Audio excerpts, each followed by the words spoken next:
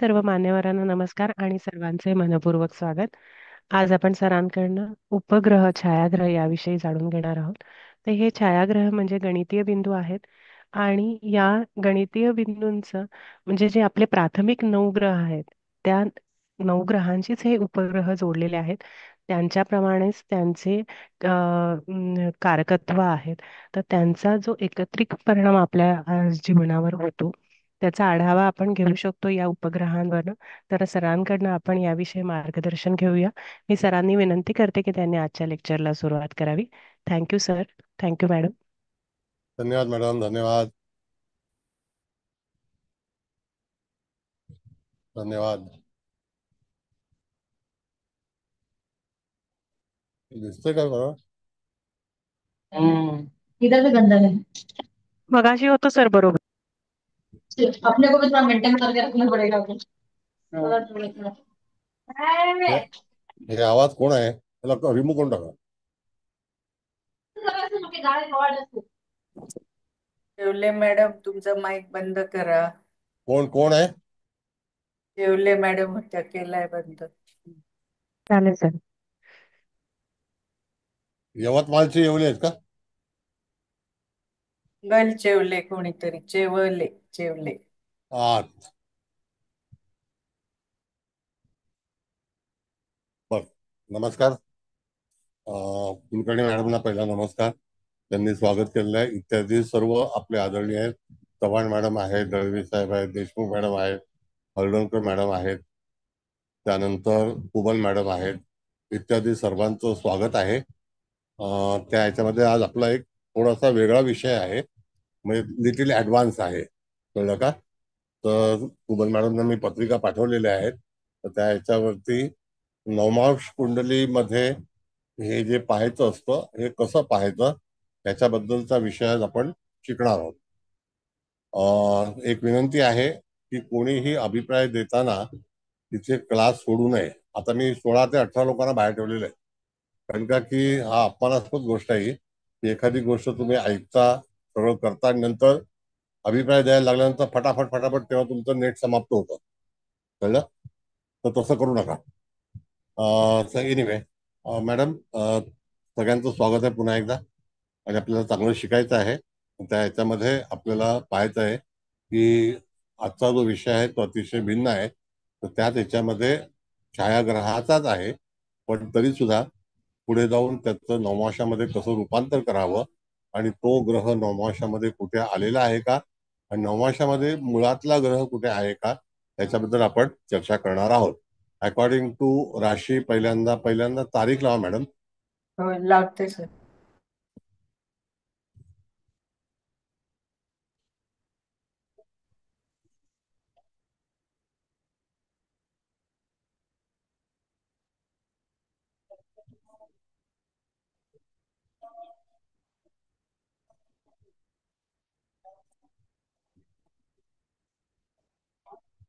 Madam, एक minute sir, काय झालं मलाच कळेना, मी बाहेर पडले का काय? नाही बाहेर नाही पडलो तुम्ही. नाही, बाहेर नाही पडले, पण मग इथे शेअर का होत नाहीये? एक मिनिट, परत बघते. नाही तर मग मोबाईल वरनं करते, ह्याच्यावर नाही झालं तर. काय म्हणता? बघते, मोबाईल वरनं करते, इकडनं का होत नाही शेअर काय माहिती. एक मिनिट थांबा. हा मॅडम, तारीख मिळत नाही. हे दिसते जाहिरात बरोबर? नाही सर, काही दिसत नाहीये. आत्ता हा दिसायला लागले. दिसतीये सर व्यवस्थित. कोणाची जाहिरात आहे? तुमची सर. परत बघा माझी जाहिरात आहे. तर नवीन ऍड.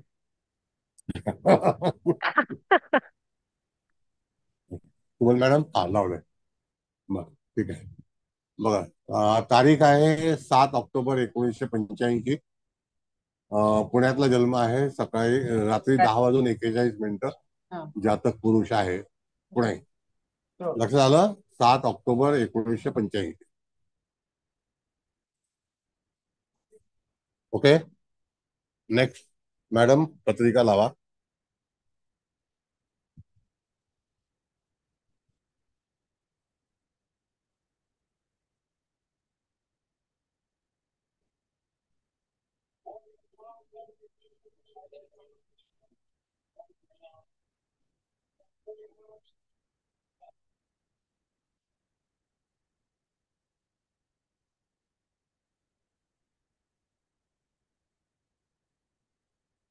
बघा, इथे मिथुन लग्नाची कुंडली आहे, लग्नी चंद्र आहे, मंगळ शुक्राची युती पराक्रम स्थानात आहे, चतुर्थात रवी आहे, बुध केतूची युती पंचमात आहे, शनी वृश्चिकेला षष्ठात आहे, गुरु या ठिकाणी जो आहे मकरेला आहे आणि राहू जो आहे तो मेषेला आहे. अशी ही मिथुन लग्नाची कुंडली आहे, लग्नी चंद्र सुद्धा आहे. आलं लक्षात? ओके, बर. आता मॅडम त्या ह्याच्यामध्ये नवमांश कुंडली लावा जरा, मग तो चार्ट लावा. मग आता जरा नवमांश जो आहे तो लक्षात घ्या की इथे लग्न जो अंश आहे तो किती आहे बघा जरा मॅडम, दिसत नाही मला. सांगते लग्न 2 अंश आहे, 2 दोन. अंश. 2 अंश 52 कला हा, म्हणजे तूळ नवमाश आहे. 18. होय, तूळ नवमांश तूळ येतो. तूळ नवमाश आहे. ओके, आता नवमाशाची कुंडली लावा.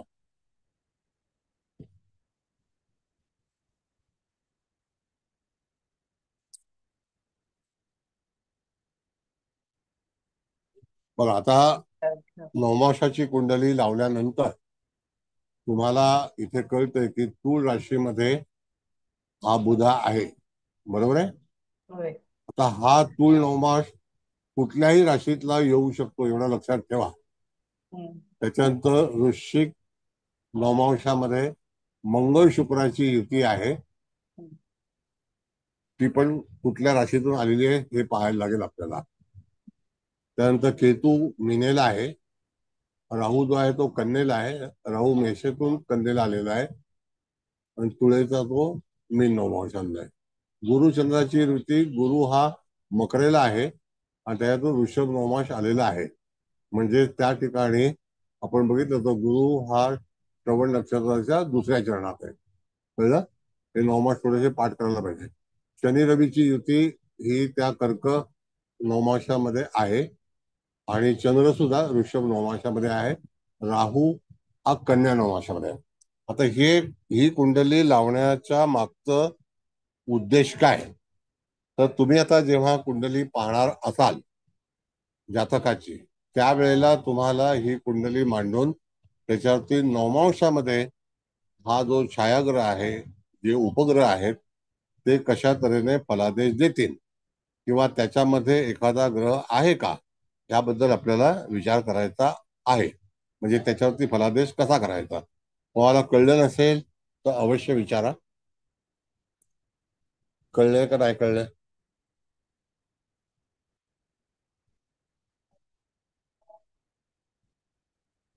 बोला. बरं, आज क्लास लावण्याचं कारण असं, आपण दिवस बदल केलाय कारण का की 4-5 दिवस कुबल मॅडम बाहेरगावी जाणार आहेत, तर त्या शुक्रवारी उपलब्ध नसतील म्हणून हा क्लास मी आज बुधवारी लावलेला आहे, तर त्याची नोंद घ्यावी. कळलं?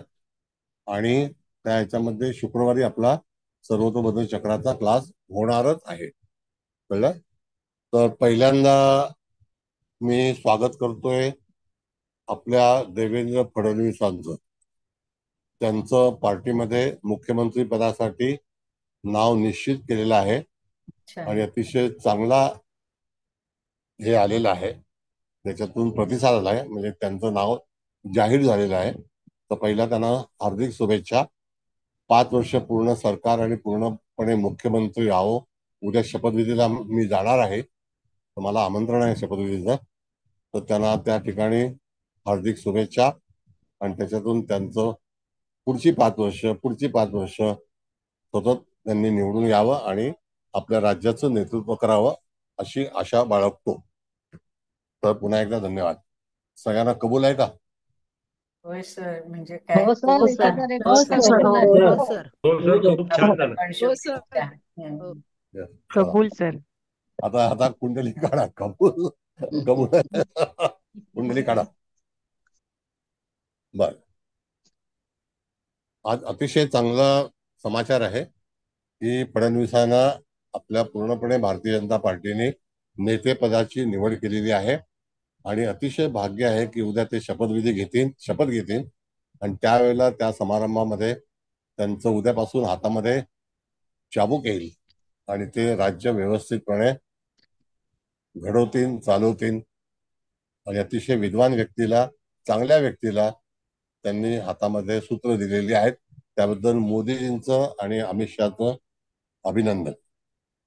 आणि अशीच कृपा त्यांच्यावरती कायमस्वरूपी ठेवावी अशी परमेश्वराकडे प्रार्थना करतो.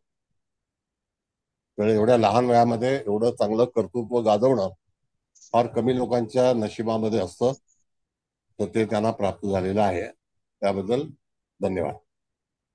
बर, आता आपला मूळ प्रश्न आहे कुंडलीचा.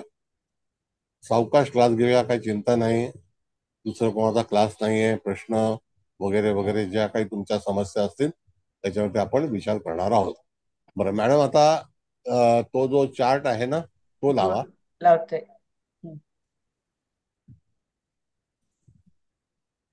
सर हे काही नवमावशाचे पण आपण सगळे हे काढून घ्यायचे का? हो, नवमांश तूळ लग्न मांडून घ्या वहीवरती. आणि ते तूळ लग्नाचा नवमांश हा तूळ आलेला आहे, एवढं हो. लक्षात ठेवणे. बरं, आता इथे मला काही दिसत नाही मॅडम, पण पहिल्यांदा हा धूम बिंदू आलेला आहे. हा, कुंभ राशी म्हणजे रास कुंभ आहे आणि तिथे धूम बिंदू आलेला आहे. धनिष्ठा 4. हा, म्हणजे आता कुंभ राशी जी आहे ती भाग्यस्थानामध्ये आलेली आहे. होय, मूळ. त्याच्यामध्ये जो नवमांश आहे तो वृश्चिक आहे. हो, म्हणून मगाशी आपण बघितलं त्या ठिकाणी मंगळ आला होता, तर तो मंगळ कुठल्या राशीतला आहे ह्याच्यावरती आपल्याला विचार करून त्याचा फलादेश द्यायचा आहे. मूळ कुंडलीतला का? हो, यस मॅडम. हा, मूळ कुंडलीत तो धनात आहे ना, सिंह राशीत आहे मंगळ. शुक्र हा, मग तो हा. मंगळ जो आहे हा, तो दरिद्र अंशामध्ये आहे. होय. कळलं का? हम्म. बरोबर आहे. पुढे गेले चव्हाण मॅडम. मग नाही, एक मिनिट. नाही, हा सर दरिद्र अंशमध्येच आहे सर, बरोबर आहे. हा, दरिद्र अंशामध्ये आहे. माझा पाठ आहे मॅडम. हो, हो. काय आम्हाला बघायला लागतं ना. तर शुक्र पण दरिद्रांश मध्ये. होय. बघा, आता ते हे दोन नेमकेच ग्रह आहे. आपल्याला त्या ठिकाणी सापडलेले आहेत. जर थोडस लॉजिकली आपल्याला पत्रिका अतिशय डिटेल्स मध्ये जाऊन पाहायची आहे. म्हणजे मंगळ शुक्राची युती अधिक 3 दरिद्रांशामध्ये, आणि त्याच्यामध्ये ज्या ठिकाणी आपण बघितलं तर तिथे एखादा हा बिंदू सिंह राशीमध्ये आलेला आहे का? तर सिंह राशीची नक्षत्र आहे मघा. कळलं? रास आहे सिंहला 2 बिंदू आले, एक पूर्वा फाल्गुनी आणि एक मघा. ही शेजारची नक्षत्र आहेत. तर पूर्वा फाल्गुनी मध्ये तृतीय चरणामध्ये उपकेतू आलेला आहे. म्हणजे तो मंगळ शुक्राशी कनेक्टेड आहे का? व्यवस्थित बघा. आहे? नाही. नाही. म्हणजे त्या ठिकाणी मंगळ आणि शुक्राला कुठल्याही उपग्रहाने किंवा छायाग्रहाने तिथे स्पर्श केलेला नाही. कळलं? बर, आता इथे पहिल्यांदा धूम जो बिंदू आलेला आहे तो भाग्यस्थानात एकही ग्रह नाही, पण त्या ठिकाणी धूम आलेला आहे. आता त्यावरून आपण जर विचार केला तर तिथे आपल्याला फलादेश कसा द्यायचा? तो फलादेश देते वेळी तुम्हाला भाग्यामध्ये काही ना काहीतरी अशा घडामोडी होतील की जेणेकरून जातकाच्या जीवनामध्ये भाग्यासंदर्भात आंदोलनं होतील, हे आपल्याला सांगायला हवं. बरोबर आहे? आजचा क्लास थोडासा ऍडव्हान्स मध्ये आहे, थोडासा वेळ लागला हरकत नाही, पण तुम्हाला कळणं गरजेचं आहे. मॅडम तुम्हाला कुलकर्णी मॅडम, तुम्हाला मी हे केले ना होस्ट? हो सर, को होस्ट आहे सर मी. हो, ओके. हा. हा, मग आता इथे आपल्याला बघितलं तर पहिला धूम बिंदू आलेला आहे. म्हणून तो धूम बिंदू हा कुंभ राशीमध्ये आहे, भाग्यस्थानामध्ये आहे, हे विसरायचं नाही. त्या ठिकाणी ग्रह नाही, पण तरी सुद्धा भाग्याच्या बाबतीमध्ये जे छायाग्रह जे आहेत त्याचा धूम बिंदू हा चांगला नाही. तर त्याकरता जातकाच्या जीवनामध्ये तिथे निश्चितच काही उलाढाल होतील की जेणेकरून जातकाला त्या काळामध्ये त्रास होऊ शकतो. आता थोडस पुढे गेल्यानंतर आता तुम्हाला कल्पना आहे की साधारणतः 1 वर्षापूर्वी शनी महाराज जे आहेत हे त्या ठिकाणी कुंभ राशीतून भ्रमण करीत आहेत, पण त्या नक्षत्राला तिथे त्यांनी स्पर्श करून ते पुढे गेलेले आहेत. म्हणजे आता काही तो प्रॉब्लेम झालेला नाही, पण तरी सुद्धा त्या ठिकाणी जातकाच्या जीवनामध्ये अशा वेळेला काही प्रश्न उपस्थित झाला असेल असं आपल्याला फलित सांगायचं आहे. लक्षात आलं? भले स्लो असेल तर स्लो घ्या, काही चिंता करू नका. सर बेंद्रे बोलतोय. एक रिक्वेस्ट आहे मला, ती बोला. ओरिजिनल पत्रिका 1 मिनिट दाखवाल का? म्हणजे मी त्याचा फोटो काढून घेतो ठीक आहे. प्लीज. हा,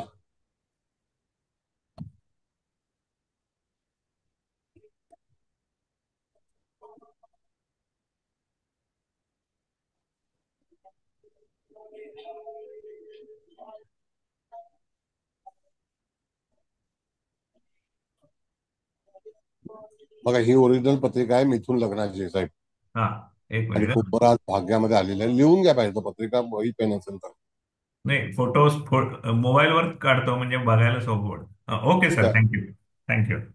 okay, come thank you. It is over. Okay fine. चलो नेक्स्ट. हा, मग आता जरा थोडस लक्षात घ्या. धूम हा जो बिंदू आहे, छायाग्रह आहे, हा भाग्यस्थानामध्ये आलेला आहे.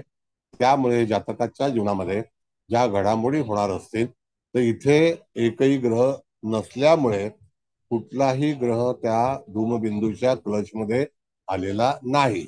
मग अशा वेळेला तुम्हाला काय पाहिलं पाहिजे? तर अशा वेळेला जातकाच्या जीवनामध्ये भाग्यस्थानामध्ये फक्त राशीला तो त्या स्थानाला दोष आहे. आणि ह्या घडामोडी ज्या आहेत त्या घडामोडी त्याच्या जीवनामध्ये निश्चितच घडतील असं आपल्याला सांगायचं आहे. कळलं? बर मॅडम, जरा पत्रिका काढता का तुम्ही? आता सगळ्यांची पत्रिका झाली का? स्क्रीनशॉट मारून झाले सगळ्यांचे? हो सर, लिहून काढले आम्ही. चाल.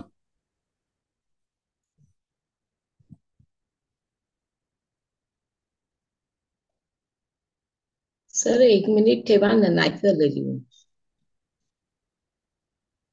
तुम्हाला तारीख दिली तुमच्याकडे, आता ते लावतील मॅडम परत.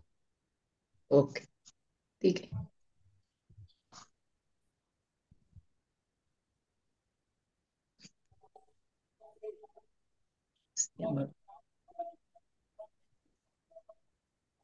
हा,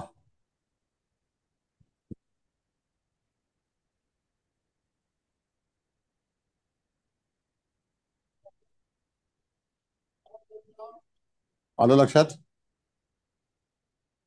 होय सर. सर हा, आले. ठीक. ही काढायची स्क्रीन का? काढून. काढू हा, का? स्क्रीन स्क्रीन काढले का सगळ्यांनी? एक मिनिट, हा. स्क्रीनशॉट काढले का सगळ्यांनी? काही येत हो नाही हो काढायला सर, मग? हो काढले. सर. हो सर, काढले. हा, घेतले मग सर. ठीक आहे. हो सर. चला मग काढा. काढा. बर, आता इथे फलादेश आपण पाहिला आता कुंभ राशीचा, बरोबर आहे? धूम छायाग्रहाचा आपण फलादेश पाहिला. आता दशम स्थानामध्ये आपल्याला ग्रह आढळलेले आहेत का? नाही सर. दशम स्थानामध्ये नाही ग्रह आहेत? नाही नाहीये. नाही. नाही. एक नाही. मीनाच मोकळी आहे, बरोबर होय आहे? पण होय. आता आपल्याला बघायचं आहे की मीन राशीमध्ये कुठला छायाग्रह आहे. लगेच तुम्हाला मधल्या सेंटर लाईन मध्ये जायचं आणि क्लच मीन रास शोधायची. नाहीये. नाही सर, छायाग्रह नाही. नाही. नाहीये, म्हणजे तिथे बस नाही. क्लिअरन्स आहे. होय. क्लिअरन्स आहे, हा. कळलं? हम्म. ओके, आज लिटिल ऍडव्हान्स आहे म्हणून सांगतो तुम्हाला मी. हो हो हो. बर, त्याच्यानंतर लाभस्थानामध्ये मेषेला राहू आहे. होय. आणि मेशीला काळ नावाचं काल बिंदू काल आहे. बिंदू आहे. हा, आता तो राहू हा कन्या नवमाशामध्ये आहे, तर हम्म. काळबिंदू हा कुठेशी आहे? तो ऋषभ नवंशात आहे ना. म्हणजे हम्म. त्यांचा संबंध नाही, तो अश्विनी नाही. नक्षत्राच्या दुसऱ्या दुसऱ्या. चरणामध्ये आहे. हम्म. आणि राहू भरणी नक्षत्राच्या हम्म. दुसऱ्या चरणामध्ये, बरोबर आहे? होय. आता हा काळबिंदू जातकाच्या जीवनामध्ये काय करू शकतो? जातकाच्या जीवनामध्ये जसं की दशमाचं धनस्थान आहे, म्हणजे वडिलांचं धनस्थान आहे. त्यानंतर वडिलांची फॅमिली आहे अशा वेळेला वडिलांच्या कुटुंबामध्ये अशा काही घडामोडी घडतील की जेणेकरून जातकाला पडद्याआड जावं लागेल किंवा काही संकट येतील. काही वेळेला त्याच्यातून जातकाला काही अशा तऱ्हेचे व्यत्यय तयार होतील की त्याला तिथे न कळत, ज्याला काळबिंदू हा काय सांगतो की न कळत एकदम जातकाच्या जीवनामध्ये काही अशा घडामोडी होतील की त्याला तिथे भरपूर प्रमाणामध्ये त्रास होऊ शकेल. अधिकतम तो बिंदू हा मेष राशीच्या अग्नितत्वामध्ये असल्यामुळे तुम्हाला लॉजिक लावायचं आहे की जातकाच्या भावासंदर्भामध्ये काही प्रश्न उपस्थित होतील. कारण का की मेष रास ही भावंडा संदर्भात आहे आणि ते वडिलांचा त्या ठिकाणी नातं आहे. जमिनीचा काही प्रश्न येऊ शकतो, कुटुंबातील काही धनाचा प्रश्न येऊ शकतो. अशा वेळेला तुम्हाला त्या ठिकाणी पूर्णपणे फलादेश देतेवेळी असा विचार करूनच फलादेश देता आला पाहिजे. आता तुम्ही कसा फलादेश द्याल, आता इथे मी तुम्हाला सांगितलेलं आहे त्याप्रमाणे तुम्हाला काय वाटतं ते सांगा.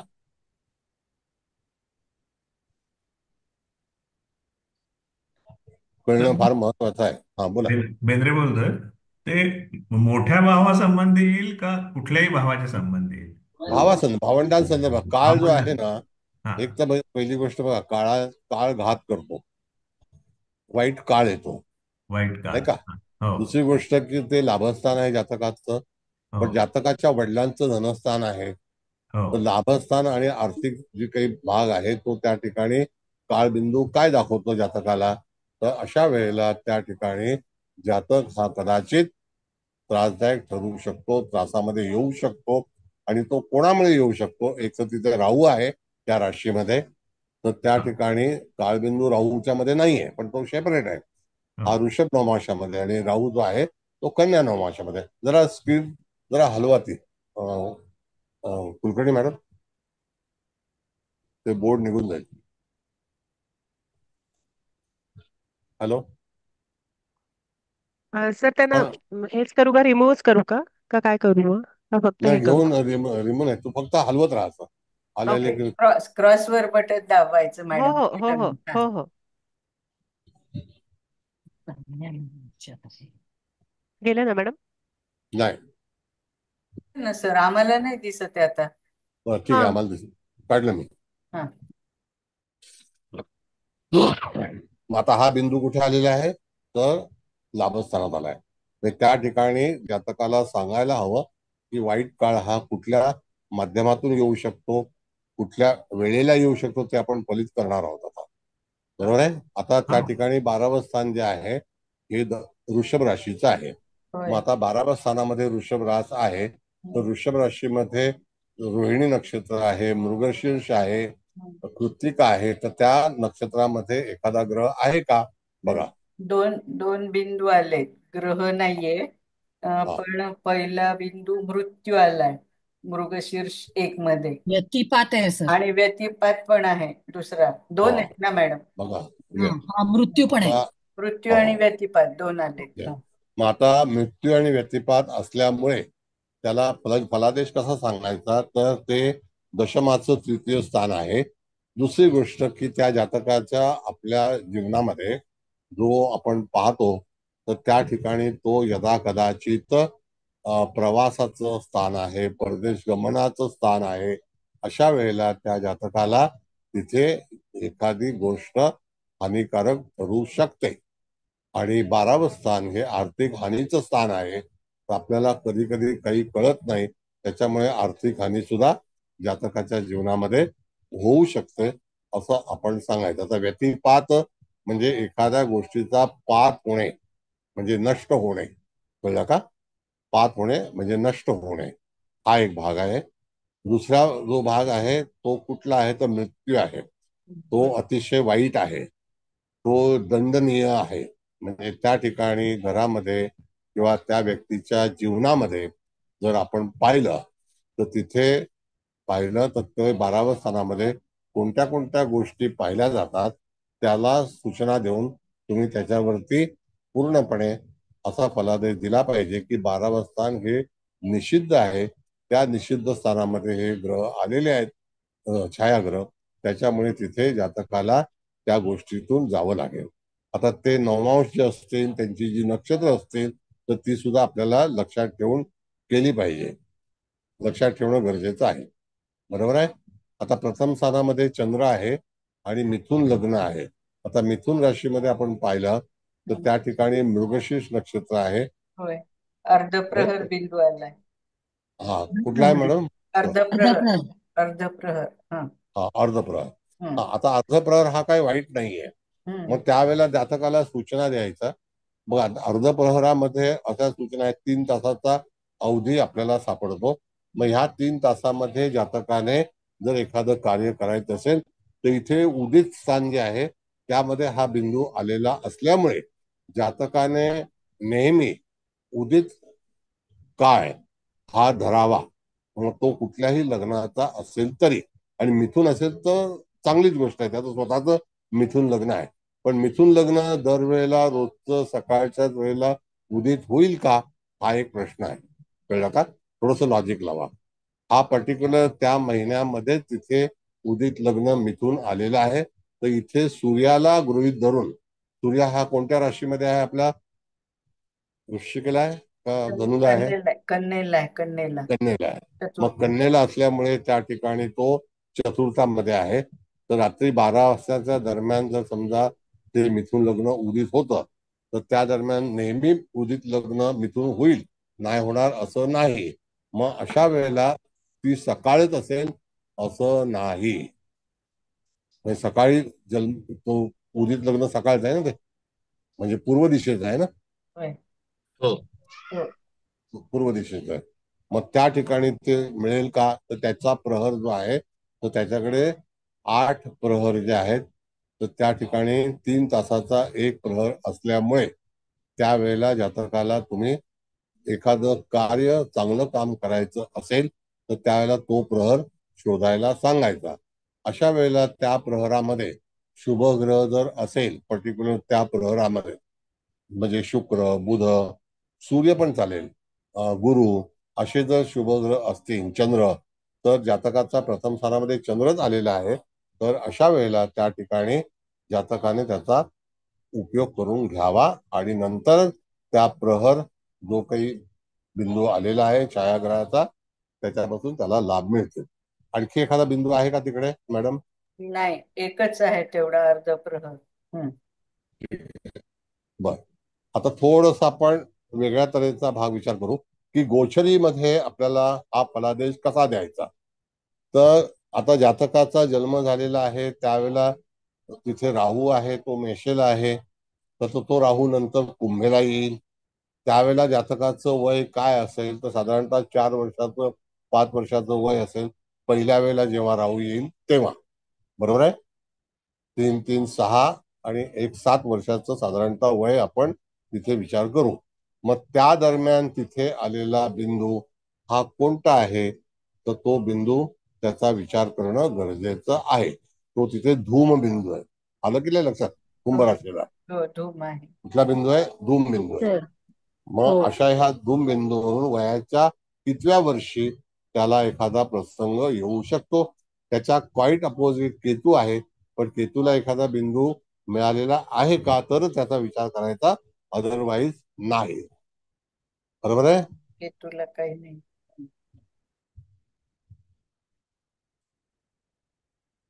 आहे का? नाही ना. आहे ना, केतूला नाहीये कुठलाच बिंदू. हा, म्हणजे प्रश्नच येत नाही. मग राहूच्याच बद्दलचा विचार करायला. पण तिथे कुंभ राशीला राहू येणार आहे.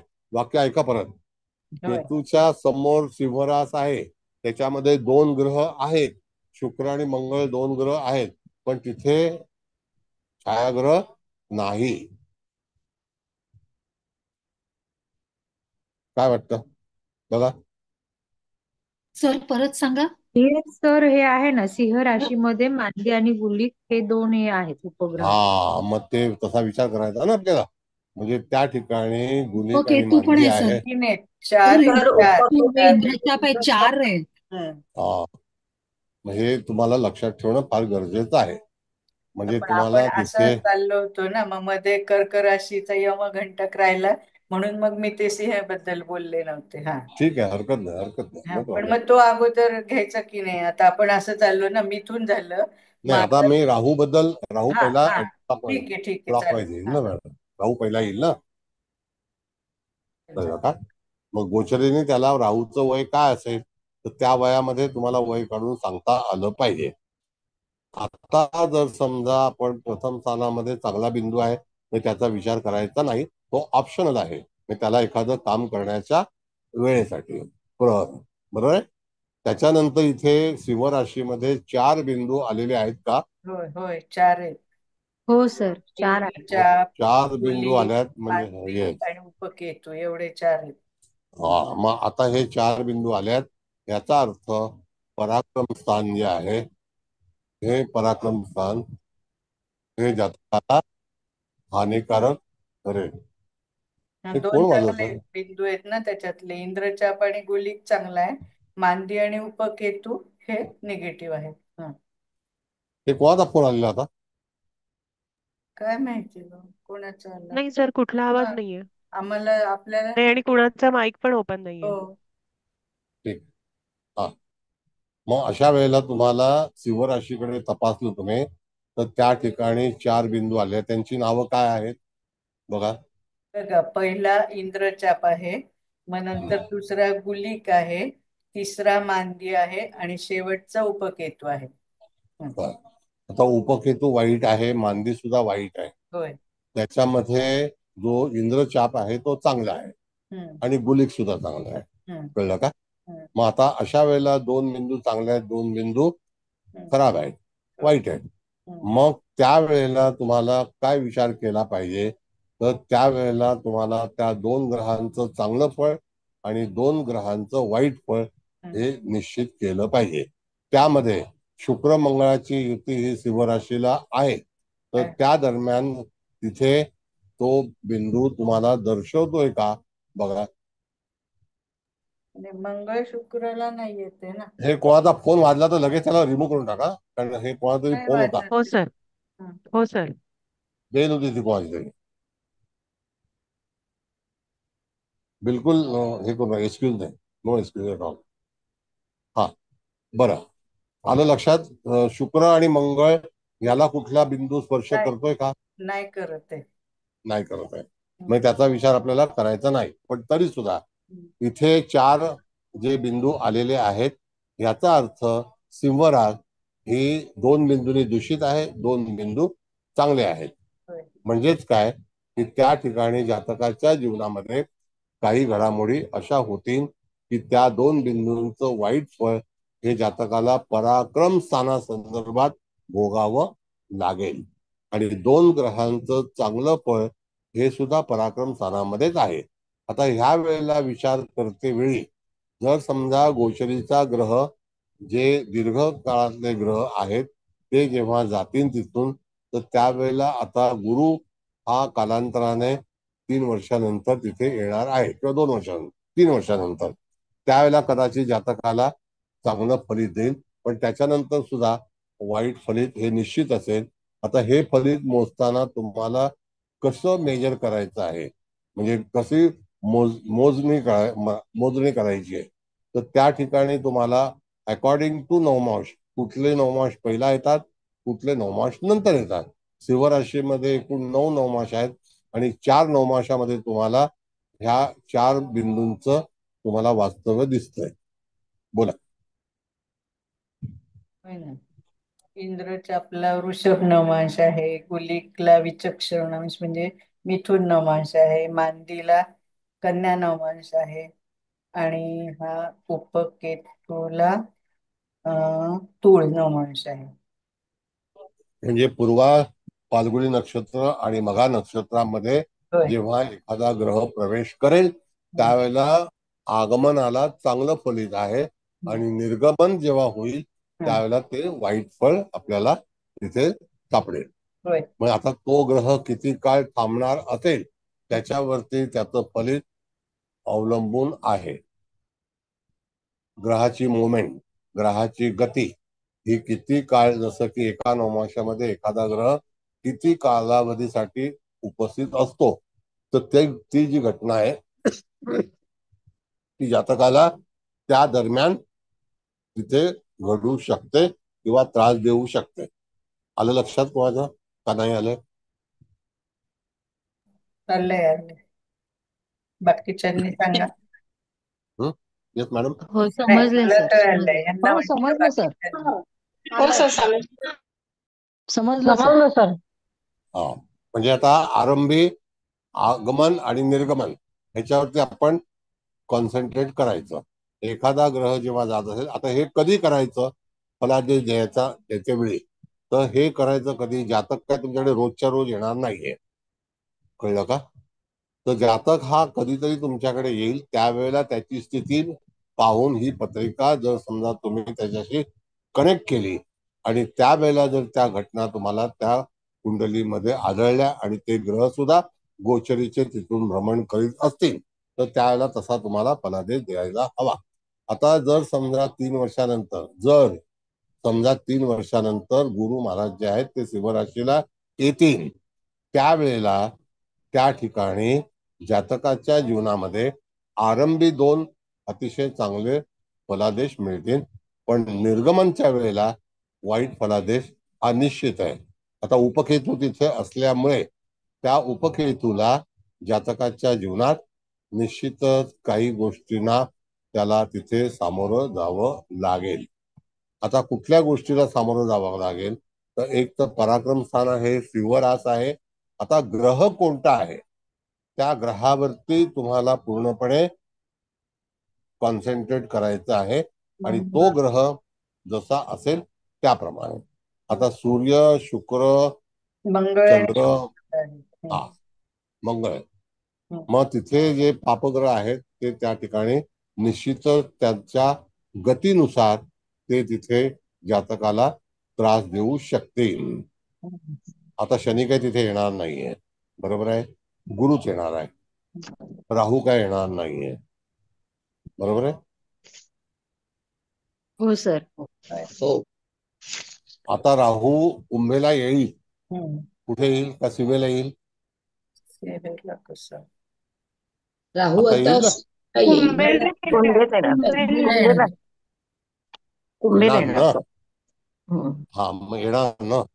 मग हो. त्यावेळेला त्या बिंदूमध्ये तो कुठल्या नवमांशामध्ये आहे, हे रेखांश आहेत सगळे, लक्षात द्या. त्या नवमांशामध्ये जेव्हा राहूचं भ्रमण असेल त्या दरम्यान जातकाला तिथे केतूचं पण भ्रमण असेल त्यावेळेला, तर केतू आणि राहू हे सिमिलर डिग्रीवरती जर त्या चुकीच्या बिंदूमधून प्रवास करतील त्यावेळेला जातकाच्या जीवनामध्ये, आता जर नवमांशामध्ये राहूचा आपण जर विचार केला तर साधारणतः ऍव्हरेज 240 दिवसाचा हा फलादेश असतो, कळलं? किंवा 200 दिवसाचा, 210 दिवस आहे काय? काय वाटतं, कळलं का नाही कळलं सांगा? 210 दिवस, 200 दिवस पण फार मोठे आहेत.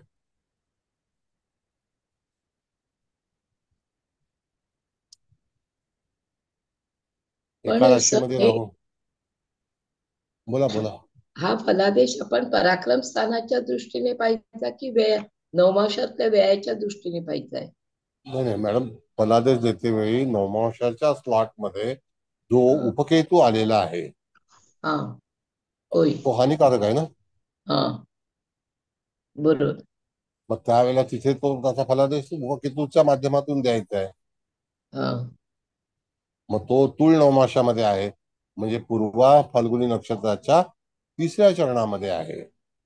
पण केतू येताना तो रेट्रोगेटेड, तो त्या ठिकाणी धनु, त्याच्यानंतर वृश्चिक, वृश्चिक नंतर तूळ, नंतर कन्या, असं आहे ना. आणि मूळचा केतू सुद्धा कशामध्ये आहे तो पाहायचा. मूळ तर नाही आहे तिथे. एखादा ग्रह आहे का, तर मंगळ आणि शुक्र आहे ना तिथे, पण ते त्या बिंदूमध्ये नाही. Got it? इथे बिंदू ते बिंदू फलादेश द्यायचा असतो. जर मुख्यतः जर त्या बिंदूमध्ये ग्रह असेल तर त्या बिंदूचा इफेक्ट त्या ग्रहावरती होईल, अदरवाईज होणार नाही. बिंदू इन द सेन्स छायाग्रह.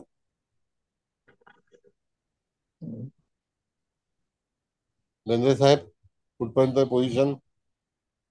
हा, समजलं सर. ते सर, मंगळ 23 आणि शुक्र 25 आहे ओरिजिनल याच्यात. 23-20 दरिद्रांश होतो. 23-20 वृश्चिक नवमास आरंभ आहे, तो हा, 26-40 पर्यंत. बरोबर आहे. पण इथले हे जे छायाग्रह आहेत त्यांचं कुठे मला 23-25 इथे कुठे दिसत नाही, नाही. नाही, नाही आहे, त्यामुळे नाही, ते जे ओरिजिनल मंगळ शुक्राला काही त्रास नाही देणार असं नाही. तुम्ही आता सांगितलं, बरोबर बरोबर, आहे ना? बरोबर आहे. पण ओके. तरी सुद्धा मूळ पत्रिकेमध्ये ह्या दोघांची अंशात्मक युती आहे हो. आणि एकाच नवमाशाशी निगडीत आहेत. तर हम्म. त्याकरता जातकाला तो फलादेश जो आहे तो त्याच्या जीवनामध्ये मिळणारच आहे. आता बरोबर. हा जो आपण जो उपक्रम राबवतोय छायाग्रहांचा, हम्म. तर त्यावेळेला त्याचा जो फलादेश आहे तो आपण अकॉर्डिंग टू छायाग्रह, अकॉर्डिंग टू दिस ऑल धूम, मांदी किंवा व्यतिपात, त्याला धरून आपण तिथे फलादेश करणार आहोत. हा. हे बरोबर आहे. त्याचा कालावधी नवमाशावरनं ठरवायचा. कालावधी त्याचा जो रूट आहे ना, तर हो. त्यावेळेला त्याचा अवधी किती असेल. हा. आता सिंपल गोष्ट तुम्हाला सांगतो सर, की जेव्हा तुम्ही नवमाशाशी संबंधित कालावधी काढण्याचा प्रयत्न करता, हम्म. उदाहरणार्थ हम्म. समजा त्या ठिकाणी गुरु हा भ्रमण करणार असेल, तर हा. गुरु भ्रमण करताना त्यावेळेला एक तर कर्क राशी म्हणजे जुलै महिना, ऑगस्ट महिन्याच्या साधारणतः 10-11 तारखेला गुरु हा त्याच्यामध्ये एंटर होईल. पण तो ऋषभ नवमाशामध्ये जेव्हा गुरु प्रवेश करेल त्याला सोबत सिंह राशीमध्ये सूर्य सुद्धा असेल आणि गुरु सुद्धा एकाच युतीमध्ये असतील, हा. एका राशीमध्ये असतील आणि बरोबर. ते इंद्रचाप याच्यावरती तिथे भ्रमण करतील. हो, बरोबर आहे. बरोबर. खूप लक्षात ठेवून सुपरइम्पोज करायला लागते. हा, तुमच्या इतके मास्टरी नाही आहे माझे. व्हाल तुम्ही पण, व्हाल ना, का नाही होणार. म्हणजे पुढचं सगळं लक्षात ठेवून त्याची मुवमेंट कशी होऊन बरोबर आहे, पण लॉजिक कळलं. आता काय गंमत आहे सर, की या सगळ्या गोष्टी आपल्याला फॉलो तर केल्याच पाहिजेत, हो, बरोबर आहे. नाही का. हो, हो. फॉलो नाही केलं तर मग ज्योतिष कसलं. हा, आणि त्यात सुद्धा म्हणजे मंगळ आणि शुक्र एकमेकांचे शत्रू आहेत ना, तसे म्हटलं तर त्या स्थानात. येस, तर त्याचाही एक लक्षात ठेवायलाच लागेल ना. नक्की, हा. नक्की. बरं. Okay sir, thank you. थोडस वाईड नॉलेज पाहिजे तुम्हाला, हो, हो. सर असं आहे ना. ते बेसिकच आहे, मंगळ आणि शुक्र हे आहेत, त्यामुळे ते लक्षात ठेवूनच बोलायला लागेल. हा, बोला मॅडम, काय तर बोलतात पाटील म्हणजे मॅडम. राहू केतूचं भ्रमण म्हणजे राहू केतूने आता राशी बदलली की या माणसाला बरेच प्रॉब्लेम क्रिएट होऊ शकतात. नक्की. विशेषतः केतू इकडे केतू पण मांदीवरून जाईल, उपकेतूवरून जाईल, मंगळ शुक्रावरून जाईल आणि इकडे राहू धूमवरून जाईल. येस. त्यामुळे बरीच संकट येऊ शकतात ना. मग कधी कधी एखाद्या जातकाचं पूर्वकर्म चांगलं नसेल हा, ते सगळे फळ तर मिळतील त्याला. बरोबर. तर त्याला त्या ठिकाणी, बघा परत सांगतो मॅडम, आता सगळेजण आहेत, म्हणजे मी सारखं सारखं काही तुम्हाला घाबरवत वगैरे नाहीये. तर त्या ठिकाणी हे जे काही चाललेलं असतं, आपल्याला जे काही जीवनामध्ये मिळतं, तर ते पूर्वकर्म संपुष्टात येत नाही तोपर्यंत आपल्याला तो छळ तो भोगावाच लागतो. आता कदाचित कोण जाणून बुजून करत असेल तर त्याला ते जाणून बुजून तसं प्रायश्चित्त करावं लागतं. पण तरी सुद्धा त्या ह्याच्यामध्ये आपलं वर्तमान कर्म जर चांगलं केलं तर काही वेळेला येणारे प्रसंग जे आहेत ते डायव्हर्ट होतात. कळलं, ते डायव्हर्ट होतात बरोबर सर. म्हणजे. बरोबर सर. हा, बरोबर आहे ना. हा, आणि ते दुसरीकडे जाऊन आपटतात. हम्म. मग काही वेळेला ज्या शास्त्रात सांगतो मी तुम्हाला, शास्त्रामध्ये जर हम्म. हम्म. समजा आपल्याकडे स्पिरिच्युअल पॉवर जर असेल आणि एखादी गोष्ट आपल्यावरती आदळणार असेल तर हम्म. त्यावेळेला ती त्या ईश्वरी शक्तीने ती डायव्हर्ट होऊन दुसरीकडे तिचा नेम लागतो. कळलं. हम्म. अच्छा. म्हणून बऱ्याच वेळेला काही अध्यात्माचा ठिकाणी हवा. येस येस एवढं हम्म. नक्की. त्याच्याकरता आपल्याला थोडस आध्यात्मिक जी बैठक आहे ती सुद्धा हम्म. आवश्यक आहे. आता परवा मी सांगितलं की मी पूजा बिजा काही घातली नाही कोणाला, पण मी देव सोडलेला नाहीये. कळलं हम्म. का? हम्म. असं आहे. बरोबर. तिथे परमेश्वर आहे, त्याच्यावरती विश्वास आहे, त्याचं कीर्तन आहे, त्याचं भजन आहे, त्याचा नमस्कार आहे, तो आम्ही निश्चित फॉलो करतो. तो बरोबर. काय तिथे नास्तिकता नाही आहे. कुठल्याही रूपाने का असे ना येस, करणं. Thank you sir. असं आहे. सर मी एक विचारू? येस कवठेकर मॅडम, बोलते. बोला. हा सर, आता बोला. तिथून गुरुसारखा जर ग्रह गुरुसारखा ग्रह जर शुभ ग्रह येतो, तो पण त्या बिंदू मधून जाताना त्रास होणारच का? हा, आता शुभ ग्रहाला बघा, परत सांगतो तुम्हाला, हा इथे सर. व्हाईस कोणालाही नाहीये. अच्छा. हा, म्हणजे व्हाईस तो म्हणजे असं आहे बिंदू की मी, वाईट आहे, तो वाईटच आहे म्हणजे. हा तिथे म्हणजे तो गुरु म्हणेल मी गुरु आहे, मला तू काय करू शकतो वगैरे, दॅट इज फेल्युअर. बर. आणि सर आता बाकीचे ग्रह समजा अशुभ याच्यामध्ये असतात आपल्या अवस्थेमध्ये, तर आपण उपासना वगैरे देतो म्हणजे करायला, हो की नाही, की त्यांनी त्याची तीव्रता कमी होते. मग तसं ह्या बिंदूंची तीव्रता कमी हो करण्यासाठी हो हो, आहे का? तुम्हाला गाईडलाईन, येस आहे, गाईडलाईन दिली ना तुम्ही. कसं असतं मॅडम की एखादे प्रसंग आपल्याला येणार आहे हे कळतं. हा. हो. कळलं का? त्याला ताबडतोब परमेश्वर तुमच्या सोबतीला आला पाहिजे आणि हो, ते तुम्हाला आपण आठवलं करतोच, पाहिजे. धावा करतोच ना. हा. येस, तो धावा केल्यानंतर ताबडतोब तो उपस्थित राहतो. हो. कळलं का? हो आताच सर. एक 2 तासापूर्वी अशी केस झाली की एका पोलीस इन्स्पेक्टरने, हे आमचे डॉक्टर साहेब आहेत, त्यांना धमकी दिली हो. की तू 6 लाख रुपये दिले नाही तर तुला अरेस्ट करणार. त्यांनी मला अरे बाप. फोन केला. हा. तर मी त्यांना सांगितलं काही काळजी करू नका, डॉक्टरला अटक करू शकत नाही, डॉक्टर सर्टिफाईड सर्टिफिकेट देऊ शकतो. हो. आणि त्या ह्याच्यामध्ये तो गुन्हेगार आहे, डॉक्टर गुन्हेगार नाही, गुन्हेगाराला आजारी आहे म्हणून तिथे कोर्टाला सर्टिफिकेट दिलं की हा मनुष्य ठीक नाही आहे, तर त्याला तुम्ही रिलॅक्स द्या, 8 दिवसानंतर म्हणजे डॉक्टरांनी अरेस्ट करा. व्यवस्थित त्यांचं काम केलं. हा, डॉक्टरांनी सांगितलं 8 दिवस त्याला रेस्ट पाहिजे. हो. तो पोलीस त्याच्यावरतीच चढायला लागला. असं होत नाही असतं, मी झालं मग तुम्हाला काही ना, काही नाही झालं नाही. झालं काय माहितीये का, डॉक्टरांना मी सांगितलं डॉक्टर साहेब तुम्ही एक ईमेल करा कमिशनर ऑफ पोलीसला. अच्छा. आणि ईमेल केल्यानंतर तिथे आता डीजीपी रश्मी शुक्ला आहेत, हम्म. त्यांना ताबडतोब तो वाचला जाईल. मग त्या पोलीसला त्यांनी सस्पेंड केला, ताबडतोब केलं. सस्पेंड केला. हो म्हणजे ओके ओके, समजलं sir. डॉक्टर आणि तो ऑफिशियल डॉक्टर आहे, तर काय असे फालतू डॉक्टर नाही आहे. हम्म. सरकार मान्य आहे. थोडक्यात सरकार मान्य डॉक्टर. म्हणजे तुम्ही तुमच्या व्यवस्थित तुमचं वर्तणूक व्यवस्थित ठेवली, हे ठेवलं तर तुम्हाला काही त्रास होणार नाही. नक्की, म्हणजे असे प्रसंग येतात माणसाच्या येतात येतात. जीवनावर. हो. हम्म. Okay sir, thank you. मग ते डॉक्टर सुद्धा जे आहेत ना, ते ऍडव्होकेट आहेत. डॉक्टर पण ऍडव्होकेट? हा, अच्छा डॉक्टर सुद्धा ऍडव्होकेट आहेत. अच्छा अच्छा. आणि आता डिजिटल मीडिया तर एवढा फास्ट झालेला आहे, तर ईमेल तर तुम्हाला हो माहिती आहे हो, किती नक्की. सेकंदामध्ये पोहोचतो. हो हो, असं बरोबर आहे.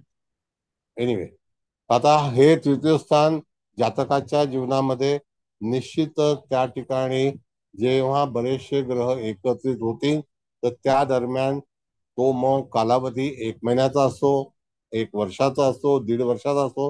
राहू केतू सारखे ग्रह 1.5 वर्ष राहतील. शनी काय आता तिथपर्यंत येणार नाहीये, गुरु 1 वर्ष येणार आहे. तर त्या ठिकाणी गुरु हा पॉझिटिव्ह प्लॅनेट आहे, पण तिथे 2 बिंदू हे त्याला चांगले सापडत आहेत. पण 2 बिंदू जे आहेत ते वाईट आहेत. तर त्यावरती जेव्हा तुम्हाला फलादेश द्यायचा असेल तर मॅडम, उपकेतू आणि दुसरा जो बिंदू आहे त्याला 88 दिवसाचं टार्गेट तुम्हाला द्यायचं आहे. वाय 88?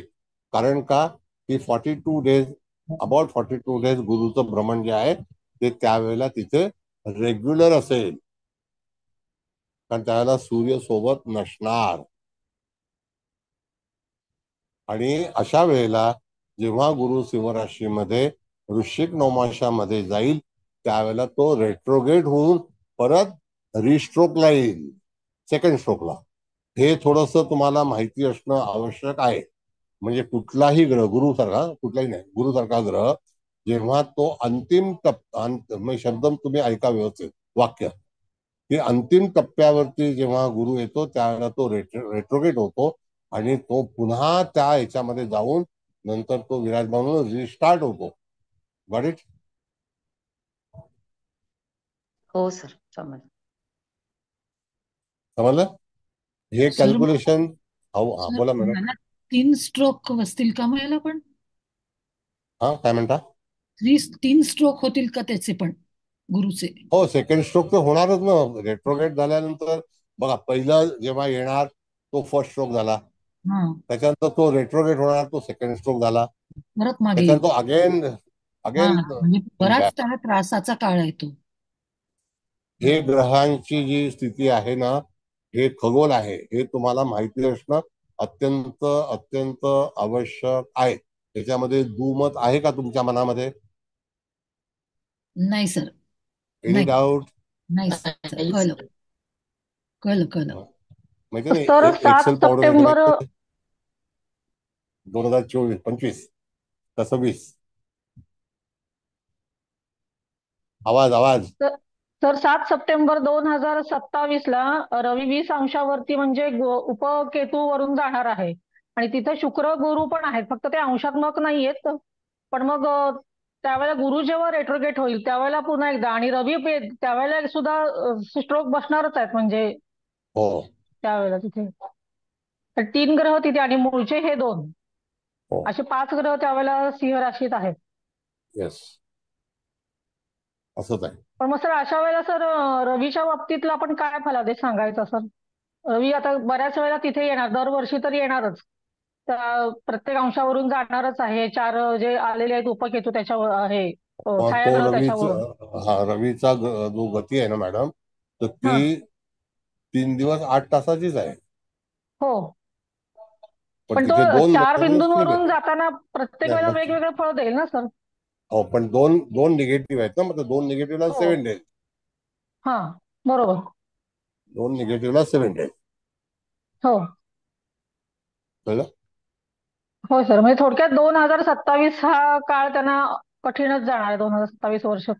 कठीण कठीण होतं मॅडम. हो लोक 5-5 वर्ष घरामध्ये दाबून बसले असतात, हो सर. दडून बसले असतात थोडक्यात.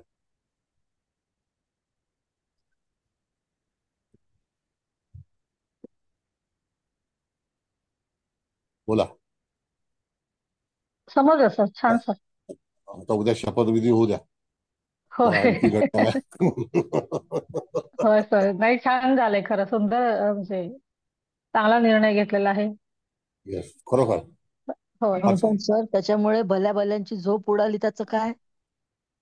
उडलीच पाहिजे झोप. आपण आपण काय वाईट करतो? एक नाही ना, चांगली व्यक्ती तेच तर आल्याबद्दल आपण म्हणजे प्रशंसा अशी करतो. अशी अशी तंत्रज्ञ आहे लोकांची की काही विचारू नका. असे पळत असा सुटले योद्धा सैरा वैरा. मॅडम, असा योद्धा पाहिजे. खरंच पाहिजे सर, खरंच पाहिजे. मग म्हणजे त्यांना गरजेचं दिशा आहे. सापडत नाहीये, असे काहीतरी बावचळल्यासारखे बोलतात सर. मजा येते, आम्हाला तर खूप मजा येते नागपूरला. कसं आहे बघा, एक लक्षात घ्या मॅडम, आता साधी गोष्ट सांगतो मला. फडणवीस एवढे वाईट आहेत का की त्यांच्यावरती जाणावं? नाही ना, अजिबात नाही सर. देवमाणूस आहे तो, देवमाणूस आहे, खरंच आहे. हा, मग ते एवढे वाईट आहेत नावाप्रमाणेच का? आहे. हा, मग त्या हो. ठिकाणी त्या जातकाला जर असं हे होणार असेल तर त्याला तुम्ही निंदा करून किती संपुष्टात आणण्याचा प्रयत्न कराल, किती जास्त संपवाल? उसळून येईल तो, जास्त उसळून येतो. हा. जितका अहो, दाबायचा प्रयत्न कराल तितका तो उसळून येईल. एक प्रवीण नावाचा ऍडव्होकेटला अजून टाकलाय परभणीच्या जेलमध्ये, माहिती तुम्हाला? 1 वर्ष 1.5 वर्ष झालं. हो का? नाही, आमच्या इथे तर फार मजा चालली आहे हो ना. नागपूरला. तोच ना सर, तो पुण्याचा वकील प्रवीण म्हणून. प्रवीण चव्हाण, तो पीपी होता ना, पब्लिक प्रोसिक्युटर, बॉम्बे हायकोर्ट. हा. रेकॉर्डिंग केलं त्यांनी ते सगळं तिथं त्याच्या ह्याच्यात बसून ऑफिस सगळं चाललं होतं त्यांचं. कुंभराशीचं प्लॅनिंग आहे. हो सर. म्हणून शनी शेवटला बसलेला आहे, म्हणून हो, बघतोय काय चाललेलं आहे. सॅटेलाइट. खरंच हो आहे सर. पण आवश्यक होतं सर, आवश्यक होतं फार, नाही तर धुळदाण झाली असती महाराष्ट्राची. बघा असं आहे मॅडम की आपल्या भारतावरती हजारो वर्षापासून सतत संकटे येत आहेत आणि आपण ते घेत आहोत, कळलं का? हो हो सर. आणि हुडकावून लावत पण आहोत. तर ती हो परमेश्वराची भूमी आहे, ती परमेश्वर ती शक्ती देतो आणि जो आपल्या भारताच्या नादाला लागला तो संपुष्टात येतो. ब्रिटिश संपुष्टात आले, मोगलाई संपुष्टात आली, हो, कळलं का? बरोबर आहे सर. ह्याच्यापेक्षा बलाढ्य होते ते. इंग्रज पण आले सर, मोगलाई इंग्रज ह्याच्यापेक्षा पण बलाढ्य. आले. नाही नाही, ऐका 2 मिनिटं, तुम्ही हिस्ट्रीला वाचली. इंग्रज कशामुळे आले? तर मोगलाई समाप्त करताना परमेश्वरांनी पाठवले. Got it? हो सर. परमेश्वर हा नियोजन करणारा आहे. जर मोगलाई समाप्त करण्यासाठी इंग्रज आले नसते तर मोगलाई आणखी वाढली असते. पण बंदुकीची गोळी घेऊन आलं साहेब, कळलं? असं आहे. म्हणून कालाय तस्मै नमः. काळ महत्वाचा आहे, कळलं का? बरं, नेक्स्ट काय बोला. सांगायचं का पुढचं? हो बोलतो, सांगा ना. हा, मग आता चतुर्थात कन्या रास आहे, तिथे कुठलाही हा छायाग्रह नाहीये. पंचमात तुळ रास आहे, तिथे पण कुठलाही छायाग्रह नाही. षष्टात वृश्चिक रास आहे आणि तिथे चांगला बिंदू आलाय, परिवेश किंवा परिधी आपण म्हणतो तो. मग जे आता तो कुठे मॅडम, सप्तमात आहे का? नाही, षष्टात ना, वृश्चिक रास षष्ठ षष्टात. स्थान. हा, मग आता षष्ठ स्थानामध्ये आला असल्यामुळे हम्म, जर त्याचं फलित जर चांगलं हवं असेल तर हम्म, ते अकॉर्डिंग टू 6th हाऊस, ज्याला आपण म्हणतो 6व्या स्थानातून आपण काय पाहतो, तर त्याला ती गोष्ट जी आहे ती त्याला चांगल्यापैकी जीवनामध्ये घडवेल किंवा मिळेल. हम्म, तर ते नोकरीचं स्थान आहे, हम्म. नाही का? होय. अधिक ते मामाच्या फॅमिलीतलं स्थान आहे. हम्म, मग आता इथे मुख्य कुंडलीचा जर सारांश आपण काढला हम्म. तर पराक्रम स्थान म्हणजे भावंडांसंदर्भातील गोष्टी. एक तर मंगळ म्हणजे भाऊ आणि शुक्र म्हणजे बहीण, होय. कळलं का? हम्म, आणि त्या ह्याच्यामध्ये ह्या कटकटी कधी कधी आयुष्यभर माणसाच्या जीवनामध्ये डोक्यावरती आलेल्या असतात. अशी अनेक कुटुंब आहेत की त्यांचे प्रश्न सुटत नाहीत. बघा तुम्ही, सारख्या कटकटी असतात. म्हणजे षष्टातलं परिवेश आणि परिधीमुळे म्हणजे त्या जातकाला स्वतःला नोकरीच्या संदर्भात पण, आणि हा मंगळ शुक्र आहेत म्हणजे ते आपले भाऊ बहिणीचे कारक, म्हणजे त्यांना सुद्धा म्हणजे काही काही वेळेला बघा ना, तुम्ही एकंदर. सांगतो हा हा, बोला बोला बोला. हा, अरे काय झालं?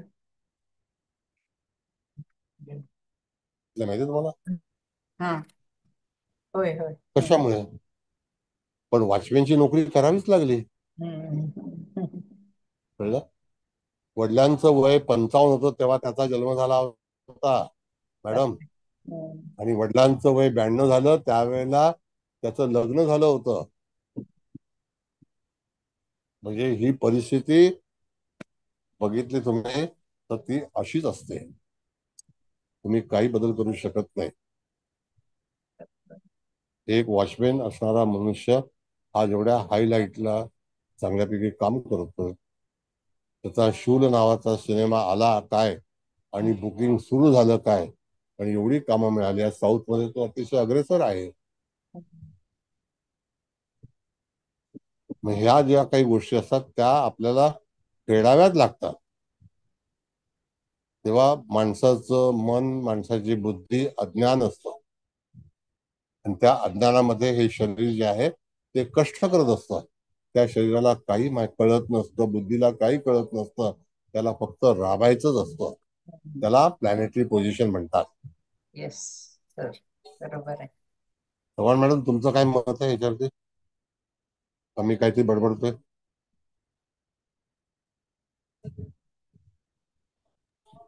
हो हॅलो. सर, हे बरोबर आहे.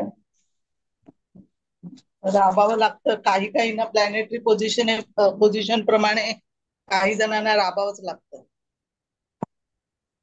तशी प्लॅनेटरी तिथे पोझिशन शरीर शरीर हा कष्ट करून घेतो, शरीराला कष्ट करावे लागतात, नाही का?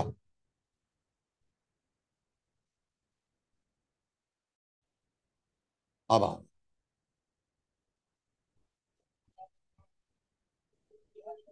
काही वेळेला माणसाच्या जीवनामध्ये अशा काही घडामोडी, असे काही दिवस येतात की त्याला ते सामोरं जावंच लागतं. एक किस्सा आहे फिल्म इंडस्ट्री मधला, की आपले जे कपूर फॅमिली मधला एक नट होता शम्मी कपूर, त्याचा जेव्हा डिमांड कमी झाला 1976-75 साली, आणि त्याला त्याच्यापेक्षाही अति ज्युनियर माणसाला व्हॅनिटी कार होती, व्हॅन होती, आणि शम्मी कपूरला उन्हामध्ये खुर्ची टाकून दिली होती. वक्त वक्त की बात है. म्हणजे वेळ काही सांगता येत नाही.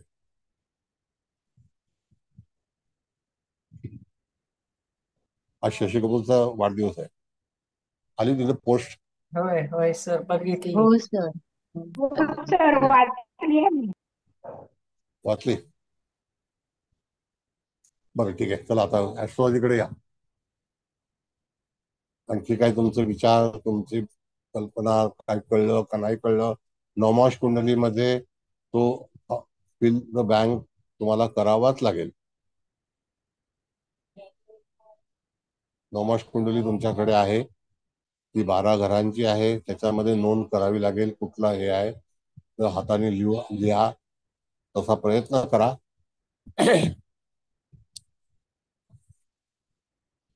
तर मग नवमाश मध्ये आता समजा मी लिहिले, तर आपण मग तो फलादेश करताना आता आपलं तूळ नवमांशाने सुरू होते कुंडली. मग तिथे उपकेतू आला लग्नात, आणि मग धनात म्हणजे वृश्चिक मध्ये हा आलाय कुठला, धूम आला, धूम. त्याच्यानंतर पंचमात अर्धप्रहर आणि परिवेश आला. त्याच्यानंतर अष्टमात तर भरपूर आलेत. इंद्रचाप आहे, काल आहे. अष्टमात कुठे आहे? इंद्रचाप मॅडम आपण बघितलं पराक्रम स्थानामध्ये सिंह राशीला आलाय ना. रास मूळ असू दे, पत्रिकेत सिंह राशी लिहायचं मूळ पाहिजे. पत्रिकेत आला, मी नवमांशच मूळ म्हणत होते. पत्रिकेत बघा, हा तुम्ही नवमांश बोलताय. हा हो. एक मिनिट. हा नवमांश हा हा इंडिकेट का केलेला आहे मॅडम, अच्छा. हा की हा त्या ठिकाणी हम्म. सिंह राशीच्या पॉकेटमध्ये असणारे नवमांश आहेत ते 4. हा हा हा नाही, ते आलं मला लक्षात. मला असं वाटलं हे आपण नवमांश कुंडली आत्ता हे नाही तिथे. हा नाही. ठीक आहे ठीक आहे, आलं हे तुम्ही आत्ता शिकवलेलं, ते आलं ना सगळं व्यवस्थित आलं लक्षात, त्याचं नाही काय.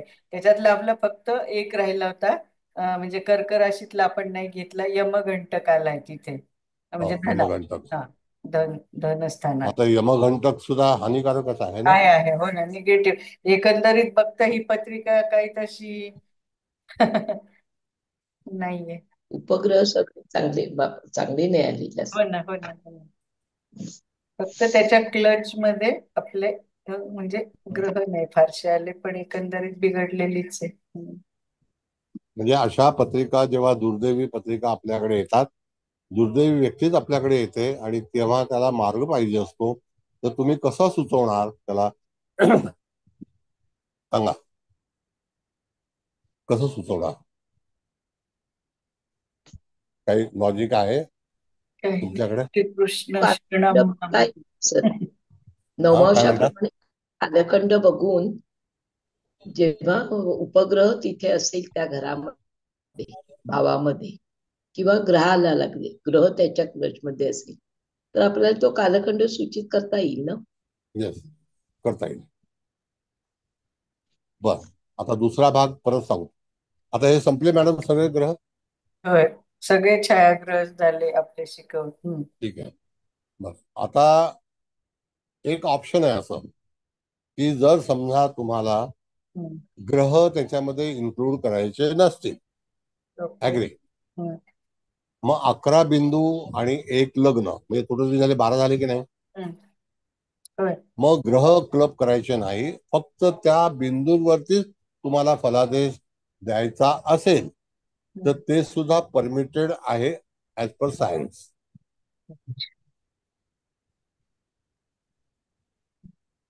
म्हणजे ग्रह नाही घ्यायचे, फक्त बिंदू घ्यायचे, पण मग त्या स्थान परत्वे द्यायचा का फलादेश? हो ते आता बघा ना, मग हा, प्रथम स्थानामध्ये पहिला धूम आलेला आहे होय. आणि तिकडे कुठला बिंदू आहे, तर तिथे कुंभरास आहे ना मॅडम. नाही, कुंभराज भाग्यात आहे ना सर, आपल्या मूळ मग कुंडली. भाग्याचा मग धूम बिंदू कुठे आलाय, हा, कुंभेत मग आला ना. भाग्यात आला ना, हा मग तेच कुंभराशी ना, भाग्यात. तुम्हाला हा, हा. तुम्हाला कुंडली मांडून त्याच्यामध्ये ग्रह मांडायचे नाहीत समजा. नाही नाही नाही ना, ग्रह नाही हा, मांडायचे, पण मग कुंडली तर त्यावेळेला फक्त मांडायची ना. हा, हा. आपण एक आहे की नवमांशाला विसरू नका, होय होय. रेखांश विसरायचा नाही. नाही, बरोबर आहे. नाही, तो विसरून कसं चालेल? रेखांश जर विसरलात तर फलादेश चुकेल. तिथे तर पर्टिक्युलर नमस्कार हे. सर. नमस्ते. मला एक प्रश्न आहे. आता आपण जसे ग्रह त्याचे अंश वगैरे पाहून करतोय, मग आपण भावमध्य चा सुद्धा विचार करू शकतो का हो करू त्या शकतो. बिंदूला? हो करू शकतो. पण आता कसं आहे मॅडम, समजा भाव मध्ये आपण विचार केला आणि हे जे क्रिएट झालेलं आहे ना, आपण तयार केलेलं आहे, ते हो अकॉर्डिंग टू नवमांश आहे. अकॉर्डिंग टू नवमांश आहे. आणि जर समजा आपण भावमध्याचा विचार आपण केला, अग्री, मग आता एखादं समजा तुम्ही कुंभ लग्न सांगितलं किंवा मकर लग्न सांगितलं, दशमामध्ये तूळ रास येते. आता मकर लग्न जर तुम्ही 12 अंशाचं लग्न सांगितलं, बरोबर आहे, हा त्या इन हो बिटवीन 12 अंशाला जर एखादा पर्टिक्युलर जो छायाग्रह आला असेल तरच तुम्ही फलादेश देऊ शकता. हो शेवटी भावमत्य 12च निघणार की नाही, हो हो हो नाही का. 12च नाही. हो हा 12च मग असते. त्याच्यामध्ये लग्नाला आणि 11 ग्रहांना, पण ते हो ग्रह तिथे आढळले पाहिजेत. हा असेल तर म्हणजे आपण ते पण हे करू शकतो का, असं म्हणजे करू शकतो. जसं आता तो करू ग्रह शकतो. त्या अंशाला असेल, त्या ग्रहाच्या बिंदूला असेल, त्यावेळी आपल्याला तो फलादेश द्यायचाच आहे. आता जसं कुंभेत धूम आलाय, तर समजा त्याच अंशात वरून ग्रह जेव्हा गोचर भ्रमण करेल त्यावेळी तो फलादेश मिळणारच आहे.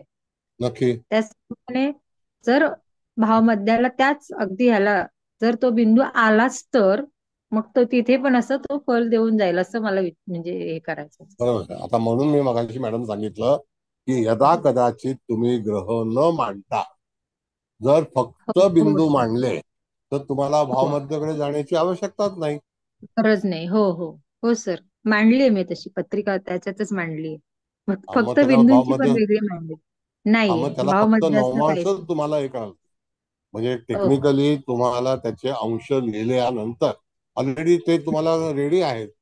रेडी आहेत. हो रेडी हा आहेत ते. हो मग हो तो भावमध्ये बदलला का नाही बदलला, पण त्या ठिकाणी पर्टिक्युलर त्या भावामध्ये तो बिंदू, आता जसं की सिंह राशीला 4 आलेले आहे, तर तिथे हो तुम्हाला भावमध्य सापडेलच असं नाही म्हणता येणार. आहे. हो एक तर बघा, ऐका, लग्न जे आहे ते तूळ नवमाशातलं आहे आणि ते कमी अंशातलं आहे, नंबर 1. हो सर. ओके. आता जर हो समजा सेकंड हाऊस कर्केचा आहे, तर जर भावमध्ये आपण जर पाहायला गेलो तर तो कदाचित 6 डिग्रीचा असू शकेल. हो आणि मग दशम स्थानामध्ये आपण जेव्हा दशम भावबिंदू तयार करतो तर त्या ठिकाणी येणारी रास जी आहे ती मीन आहे.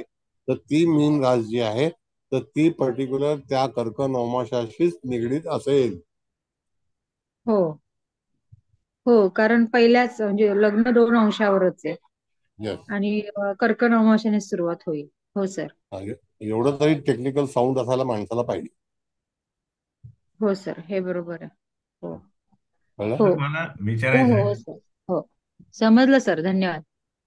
धन्यवाद. आत्ता बोला. तुम्ही दुसरी मेथड सांगितली ना, की फक्त ते लग्न बिंदू आणि 11 छायाग्रह. तर याला मग मिथून लग्नाचीच पत्रिका आणि हे बिंदू त्याच्यावरती प्लॉट करायचे ना, आणि हो. येस येस येस त्या त्या त्या त्या घराप्रमाणे त्याचं फलित येस. सांगायचं. हो मग हो तिथे हो. नवमांश आत्ता नाही येणार. नवमांश म्हणजे फक्त काळ ठरवण्यासाठी नवमांशाची पत्रिका रेफर करायला आणि लागेल. आता जर समजा तुम्ही डिग्री सहित जर समजा ती कुंडली बनवली हा, म्हणजे ह्या तर तुम्हाला, बिंदूंच्या ज्या डिग्री आहेत त्या नवमांश कुंडली हा, प्लॉट करायच्या येस का? येस, म्हणजे त्या ठिकाणी तुम्हाला नवमास फाइंड आउट करायचाच नाहीये. हो आणि दुसरी गोष्ट अशी सर, की तुम्हाला ते particular according to that particular degree तुमचे नवमास पाठांतर पाहिजेत. बरोबर, कळलं. कळलं म्हणजे का? पटकन निदान मूळ लग्न जर मांडलं आणि हे नुसते 11 ग्रह मांडले, तरी एक गोषवारा म्हणून जसं आता आपण म्हटलं की पराक्रम स्थानात 4 बिंदू येत आहेत, तर आपल्या डोक्यात तेवढा तरी ढाचा बसेल की 2 चांगले 2 वाईट. आता दुसरा भाग सांगतो तुम्हाला. हा समजा आपण मिथुन लग्नाची कुंडली मांडली हा आणि ती 2 अंशाची आहे, हम्म पण जर समजा छायाग्रह 11 अंशाचा आहे आणि तो आर्द्रा नक्षत्रामध्ये आहे. आर्द्रा हम्म नक्षत्र 6:40 सुरू होतं. हम्म कळलं का? हा मग तो 11 अंशावरती आहे, तर 11 अंशाला जो तो नवमास असेल तो तुम्हाला मान्य करावाच लागेल. हो बरोबर आहे. नवमाशातनं सुटका नाहीच आहे, इकडे जायलाच नाही पाहिजे. नाही बरं बरं, कळलं कळलं. नाही. Okay sir, thank you. Chavan madam, तुम्ही काय बोलत नाही, काही आम्हाला शिकवत नाही. तर मी ऐकते सगळं, शिकते मी ना तुमच्याकडून. काहीतरी सांगा. सांगेन सांग. कधी कधी सांगणार? तुम्ही शिकवताय ना, शिकवा शिकवा. हा, ते मी ऐकते. ठीक आहे, चालेल. बोला आणखी काय.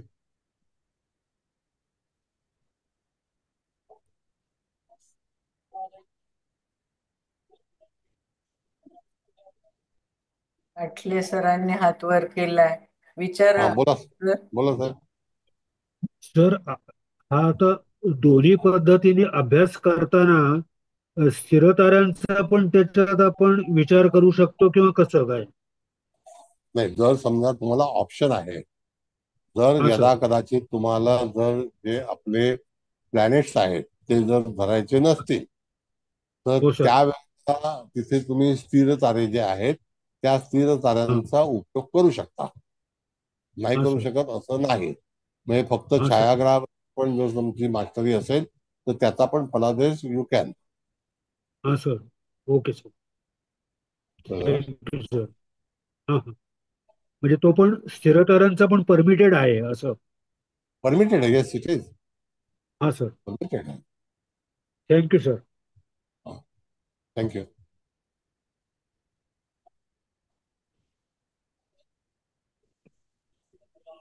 लंडन कुलकर्णी बोला. आता आपण ब्रिटिश कुलकर्णी बोलूया. लंडन कुलकर्णी, ब्रिटिश कुलकर्णी आहात का? सर इथे तुम्ही स्थिर तारे म्हणलं ते नक्षत्राच्या चरण वाईज येतात तेच ना? हा, म्हणजे आता हे जे छायाग्रह जे आहेत तर हे पण स्थिर आहेत ना. यांची अच्छा. मोमेंट म्हणजे हे कसं आहे की त्याच्यातून निर्माण केलेले आहेत ना ते त्या ऍडिशन करून पर्टिक्युलर. केले ना? हा, yes. Add- हा.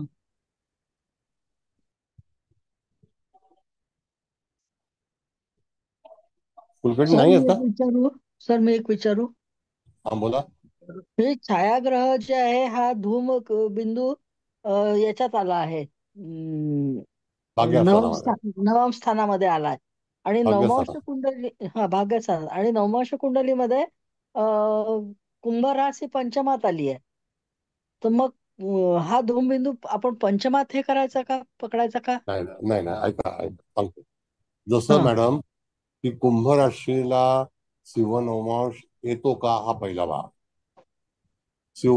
कुंभ नवमाशाला, कुंभ राशीला आरंभ तुळ नवमाश आहे, तर त्या हा. ठिकाणी छायाबिंदू शिव नवमाशामध्ये कसा येईल? नाही येणार. नाही, नाही कुंभ येणार. राशीचा मुख्य आरंभच आहे तो तुळ नवमाशाने आहे. हो हो. मग तिथे तो शिव राशीमध्ये तो नवमास जो आहे तो मकरेमध्ये गेला, हम्म. धनिष्ठा नक्षत्राच्या पहिल्या चरणामध्ये गेला. पहिल्याच वेळाला बरोबर आहे सर. कळलं का? हो सर. नवमाशाचं पाठांतर पाहिजेच. बरोबर आहे सर. कुलकर्णी निघाले का बाहेर? सर नमस्कार. आवाज देत नाहीये, काय बाहेर पडलं की काय कोंडलं? नमस्ते नमस्ते नमस्ते, बोला. सर नमस्कार सर. मी जे नमस्ते. विचारलं होतं ते स्थिरतारे म्हणजे अल्डेबेरान, अल्गोल वगैरे हे जे फिक्स नाही स्टार्स नाही आहेत नाही, ना. ते ते फिक्स स्टार त्याचं- ऐका. हा, त्याच्याबद्दल मी तुम्हाला माहिती देतो. कसं आहे अच्छा. माहितीये का, हा तारांचा समूह आहे. हो सर. कळलं का? हा आता सर. त्या जे ग्रह चाललेले आहेत, तर हो त्यामध्ये सर. नक्षत्र आहेत. त्या हो सर. नक्षत्राच्या अवतीभोवती असणारे जे तारे आहेत, ते अल्फा बेटा वगैरे वगैरे इत्यादी आहेत, जे काय असतील ते. तर त्या ताऱ्यांचा आपण तिथे स्थिर तारा म्हणून इथे वापर करू शकत नाही. आता हे हो सर. काय गंमत आहे, की जे सायंटिस्ट लोक जे आहेत, त्यांनी काही पुस्तकं लिहिलेली आहेत. त्याच्यामध्ये त्या स्थिर ताऱ्याचा विचार केलाय, पण हो फलादेश सर. नाही. हा हा. आता ते फलादेश जे पुणेकरांनी बनवलेले आहेत, ते त्यांचं हो सर. स्वतःचं मत आहे. हम्म. हा, ते त्यांचं स्वतःचं मत आहे. पण स्थिर ताऱ्यांचा जर विचार केला असता, तर समजा शततारका नक्षत्रामध्ये 100 तारे आहेत, रेवती नक्षत्रामध्ये 32 तारे आहेत. तर अशा वेळेला पुष्य नक्षत्र एवढं बलाढ्य आहे, तर त्यावेळेला त्याच्या आजूबाजूच्या स्थिर ताऱ्यांचा विचार का नाही केला? हा सर. कारण का तिथून ग्रहाचे मोमेंटच नाहीये. तिथून हा ते सर. आयनिक वृत्त नाहीये, क्रांतिवृत्त नाहीये.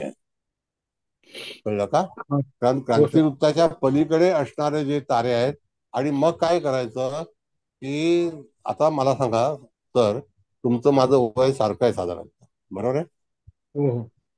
आपल्या लहानपणी बिर्याणी हा पदार्थ हॉटेलमध्ये आपण जाऊन खाल्लाय का? नाही नाही. मग तशीच ती बिर्याणी आहे. हम्म. कळलं? आपल्याकडे बरोबर. पदार्थ काय होता? वरण भात पोळी भाजी, हो हो. ताक, श्रीखंड, हो होय की सर. नाही? हो हो. आता पिझ्झा आला, अच्छा. हा हा. बर्गर आला, बरोबर. असा हम्म. भाग आहे. हम्म. Thank you sir. आणि हे जे स्थिर ताऱ्यांचं जे भांडवल आणलं, ते अमेरिकेचं एक पुस्तक आहे. हो त्याची हो. झेरॉक्स काढून त्याचं वर्णन करून नंतर ते नवमांश रहस्य म्हणून नावाचं पुस्तक छापलं गेलंय. त्याच्यामध्ये हा हा. फलादेश त्यांच्या मर्जीनुसार त्यांनी घुसडलेला आहे. हा सर. कळलं? असं आहे. हो सर.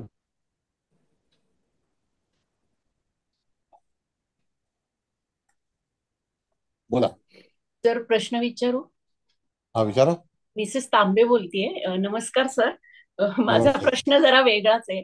म्हणजे मला असं विचारायचं की आपण कसं चंद्र दर दिवशी बदलतो, रवी महिन्याभराने बदलतो, तर असे हे जे बिंदू आहेत हे किती काळांनी बदलतात? म्हणजे प्रत्येक बिंदू वेगळ्या वेगळ्या काळांनी बदलतो असं आहे का? Yes. कसं आहे? सांगतो. आता हे जे बिंदू आलेले आहेत ना, हा हे बिंदू जातकाचा जन्मतारखेवरती आकाशामध्ये त्यांनी गणित करून मांडलेले आहेत. त्याच्यामध्ये बदल होत नाही. जर समजा यदा कदाचित तुम्हाला आजची कुंडली बनवायची असेल, त्याला हा. प्रश्न कुंडली म्हणून विचार केला जातो. तर अच्छा. त्यावेळेला ते बिंदू जे आहेत ते सिमिलर येणार नाहीत. कारण हा. का, की त्यांच्या राशी वेगळ्या आहेत, त्यांचे ग्रह वेगळे आहेत, त्यांचा सूर्य वेगळा आहे. त्याला अनुसरून त्यांनी तिथे ते बिंदू तयार केलेले आहेत. पण बर. आजची प्रश्नपत्रिका जर तुम्हाला बनवायची असेल, तर हा. त्यावेळेला सिमिलर बिंदू तिथे येतील असं नाही. अच्छा. कळलं? हा हा. म्हणजे तुम्हाला ही जी पत्रिका मांडलेली आहे, ती हा. त्याच्या जन्मवेळेच्या स्थितीवरती अनुसार आहे. अच्छा. हा. नाही म्हणजे आता जर आपण 7 ऑक्टोबरच्या ऐवजी 8 ऑक्टोबरची घेतली तर ह्याच्यातले हा, सर्व बिंदू बदललेले असतील? हा, काही बदलले असतील. अच्छा. आणि ते अंश जर त्याच्यामध्ये समजा यदा कदाचित ऍड करताना अंशात्मक गणित असेल, तर बिंदू बदलला जाईल. आता थोडक्यात तुम्हाला सांगतो. ओके. एका दिवसामध्ये जे चक्र आहे ते चक्र बदलतं. त्यावेळेला त्या ठिकाणी यदा कदाचित आपल्या उदित लग्नाचा नवमांश बदलला जातो. ओके. मग त्यावेळेला तो जर आला नाही कॅल्क्युलेशन मध्ये, तर लगेच एखाद दुसरा बिंदू हा बदलू होऊ शकेल. जसं ओके. की आता ज्या राशीतला वृश्चिक राशीतला बुध आहे, हा बरोबर आहे की नाही? हो मग वृश्चिक राशीतला बुध हा रेट्रोग्रेड आहे, तर तो मागे मागे चालणार आहे, तसा इथे नाही आहे. अच्छा हा पण तो मागे मागे चालल्यानंतर तो किती अंशावर आहे त्याच्यावरती एक बिंदू तयार झालेला आहे, तो याच्यामध्ये आहे. ओके हा हा हा, पण तो अकॉर्डिंग टू त्या बुधाच्या अंशावरती अवलंबून आहे. अच्छा हा, म्हणजे हे सगळं जे साहित्य तयार झालेलं आहे ते आपल्या गोलार्धामध्ये असणारे जे 7 ग्रह आहेत, राहू केतू पण आहेत, तर त्याला अनुसरून तिथे त्याचा विचार केलेला आहे. अच्छा असं. त्यांचे लॉन्जिट्यूड वर आहे ना सगळं. हो, हम्म. रेखांश आहे ना तो, मॅडम. हा हा बरोबर. म्हणजे ते आणखी काय? कॅल्क्युलेट करताना हे सर्व ग्रह विचारात घेतलेले आहेतच, म्हणजे नक्की, त्यांच्या ओके पद्धतीनुसार, त्यांच्या अवस्थेनुसार. हा त्यांच्या अवस्थेनुसार. आता सूर्य 1 अंशाने बदलणार रोजचा, बरोबर आहे? हो हो चंद्र 13 अंश पुढे जाईल. हो मग त्याला याच्यामध्ये छायाग्रहामध्ये फरक येईल, हो नाही का? चंद्र एका 24 तासामध्ये 13 अंश 20 कला त्याचं गती आहे. बरोबर हो. मग तेव्हा चंद्रापासून निघालेला बिंदू तफावत येईल त्याच्यामध्ये. तुम्हाला ती गोष्ट लक्षात ठेवणं गरजेचं आहे. ओके सर, मग याच्यामध्ये फास्ट मुव्हिंग बिंदू वगैरे असं असतं का, जसे आपले ग्रह असतात तसं? नाही, तसं जसा काही नाही. ग्रह असेल त्याला अनुसरून त्याच्या गणिताने ते बिंदू निर्माण झालेले आहेत. अच्छा, त्याच्यामध्ये ते आपला हस्तक्षेप ग्रहानुसार ते काही नाही. बघायचे. येस ग्रहानुसार ते बघायचे. येस आलं येस. लक्षात. बरं, आता दुसरं मॅडम सांगतो तुम्हाला मी. पूर्वीची जी सॉफ्टवेअर या लोकांनी कुंडली 2000 2002 किस्मत काय घेतलं असेल ते, त्याच्यामध्ये फक्त मांदी गुरिकच दिलेलं आहे, बाकी काही नाही. आणि ते सुद्धा नवमाशामध्ये नाही. नाही, नवमांशात नाही येत. मी कधी काही ते वापरलं नाही, माझ्याकडे नाहीच आहे ते. नाही, आम्ही पण माझ्याकडे तेच वापरतो. माझ्याकडे लॅपटॉपच नाही आहे किंवा कुठल्याही त्याचं डेस्कटॉप नाही आहे. मी कधी अशा विचारामध्ये गेलोच नाही. हम्म. गीता सावंत आउट का? सर आहे, मी आहे बोला काय ना. काय विचार करते? सर कशाबद्दल विचारताय तुम्ही? म्हणजे सॉफ्टवेअर वापरत नाही त्याबद्दल विचारताय, स्थिर ताऱ्यांबद्दल विचारतायत, मी मी नवमांश मी रहस्य जनरल पुस्तक बद्दल जनरल विचारतायत? जनरल तर मी जनरल माझ्याकडे विचारतोय सर्व ते. प्रश्नांची उत्तरं आहेत, फक्त मी तुमची वाट बघत होते की मला आवाज द्याल तर मी उत्तर देईन. तर ते नवमांश माय रहस्य माय पुस्तकात जे म- लिहिलेलं आहे ना, ते कामाचं हम्म. नाहीये. स्थिर ताऱ्यांबद्दल ते आम्हाला त्याचे पण रिझल्ट माहिती येत आहे. नाहीत. ते त्याचे रिझल्ट येत रिझल्ट नाहीत. ओरिएंटेड नाही. ते काय माहितीये का, बघ असं आहे बेटा, काही वेळेला काही पुस्तकं जी आहेत ती अनवॉन्टेड आहेत. हो त्याचा काडी मात्र उपयोग नाही, त्याचं फलित उपयोगाचं नाही. फक्त ते आपल्या संग्रहामध्ये पुस्तक आहे असं सांगतो, सर, बाकी काही तुम्ही हे जे शिकवलंय ना छायाग्रह, ते मी यूज करते आणि मला 100% रिझल्ट आहेत. म्हणजे मला जसं पूर्वी तुम्ही सांगायचे की तू बोलल्यानंतर जर एखाद्याची मानसिक स्थिती सुधारते किंवा त्याची वैचारिक स्थिती, तर तू केलेलं काम बरोबर आहे. सर, प्रश्नाची उत्तरं. हॅलो, छायाग्रह पाहिल्यानंतर भेटतात. हॅलो. हा येस बेटा. हा, तर अगदी तंतोतंत भेटतात.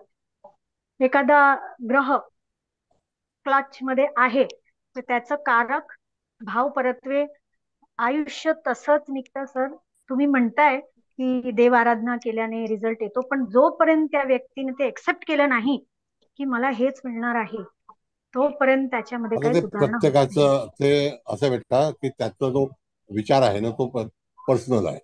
दॅट आय हा, कांट. बरोबर बरोबर सर, बरोबर सर. आणि सर, तुम्ही जी पद्धत सांगितली की ग्रह घेतले नाही, फक्त रेखांश घेऊन तुम्ही ही छायाग्रहच्या पद्धतीने तुम्ही उत्तर देऊ शकाल का? सर, त्याने पण उत्तरं भरपूर भेटतात. म्हणजे इट इज व्हेरी क्लिअर की एवढ्या टाइमामध्ये हा त्रास होऊ शकतो पूर्वी, येस किंवा ही एक पद्धत सर क्लिअर आहे. पण सर पुन्हा मी सांगते, ही पद्धत तुम्ही शिकवली, दुसरा कोणी शिकवणार नाही. मी फक्त भृगू बिंदू कसं काढायचं, त्याचा फलादेश काय आहे, त्याच्यासाठी एका व्यक्तीला विचारलेलं. त्यांनी मला 25,000 सांगितले. मैडम ये सब बिंदु सीखना है तो आपको 25,000 मुझे पे करना पड़ेगा. दिल्लीचा होता. तुम्ही जे सांगताय ना, सब मैं आपको सारे बिंदू सिखा दूंगा. सर मी पेमेंट नाही केलेलं, पण मी तुम्हाला क्लिअर सांगते, कोण शिकवत नाही. हे शिकल्यानंतर तुम्हाला ज्योतिष पूर्ण शिकण्याची आवश्यकता नाही. जर पारंपरिक येत असेल, प्राथमिक ज्योतिष येत असेल आणि उपकेतू नाही सॉरी छायाग्रह फलकथन करायला जमलं, तर बाकी काही करण्याची आवश्यकता नाही सर. आणखी थँक्यू तुम्ही बरीचशी शिकवताय शास्त्र आहेत. त्याच्याबद्दल. ओके बेटा. सर मी प्रत्येक बघते, पंचपक्षी पण रिझल्ट देतो, सर्वत्र भद्र पण रिझल्ट देते. आता तुमचे जे नोट्स आलेले आहेत सर्वत्र भद्रचे, सर ते लेक्चर पेक्षा खूप काही लिहिलेलं आहे त्याच्यामध्ये. म्हणजे जर तुम्ही लक्ष देऊन 2दा 3दा 4दा ते वाचलं, तर तुम्ही खूप काही नाही शिकवलेलं आहे किंवा नाही सांगायला भेटलंय तुम्हाला, ते सुद्धा त्याच्यात लिहिलेलं आहे. मग शिवाय सर तिथी प्रवेश अगदी एक्युरेट रिझल्ट येतो. पारंपरिक तर तुम्ही सर जे काही शिकवताय त्याच्यामध्ये तुम्ही ज्या पद्धतीने शिकवताय तसं कोणच नाही शिकवू शकत सर. जेवढी असं पद्धती काही मी नाही बाळा. तुमच्याकडून शिकलेली आहे सर, सूर्य सिद्धांत एक्सिलेंट. माझ्या एक क्लायंटला तिने कन्सिव्ह केलं गुरु सूर्य सिद्धांताच्या आधारे. सर तुम्ही जे शिकवताय ना ते खूप क्लिअर आहे आणि त्यात तुम्ही स्वतःकडे काही लपवून ठेवलेलं नाही की हे मला काय द्यायचं करायचं, नाही आहे. लपून करायचं काय? काय उपयोग आहे त्याचा? Nothing sir doing. मी गणित शिकलेली आहे ना, मला माहित आहे ना सर काय लपवतात लोक. आणि काय नाही उपयोग. अमुक अशी गोष्ट लपवतात की स्टुडंट फक्त शिकतच राहतो सर. आता बेटा मी तुला आता गुरु सांगितला सिंह राशीतला, हो त्याच्यामध्ये काय लपवलं मी?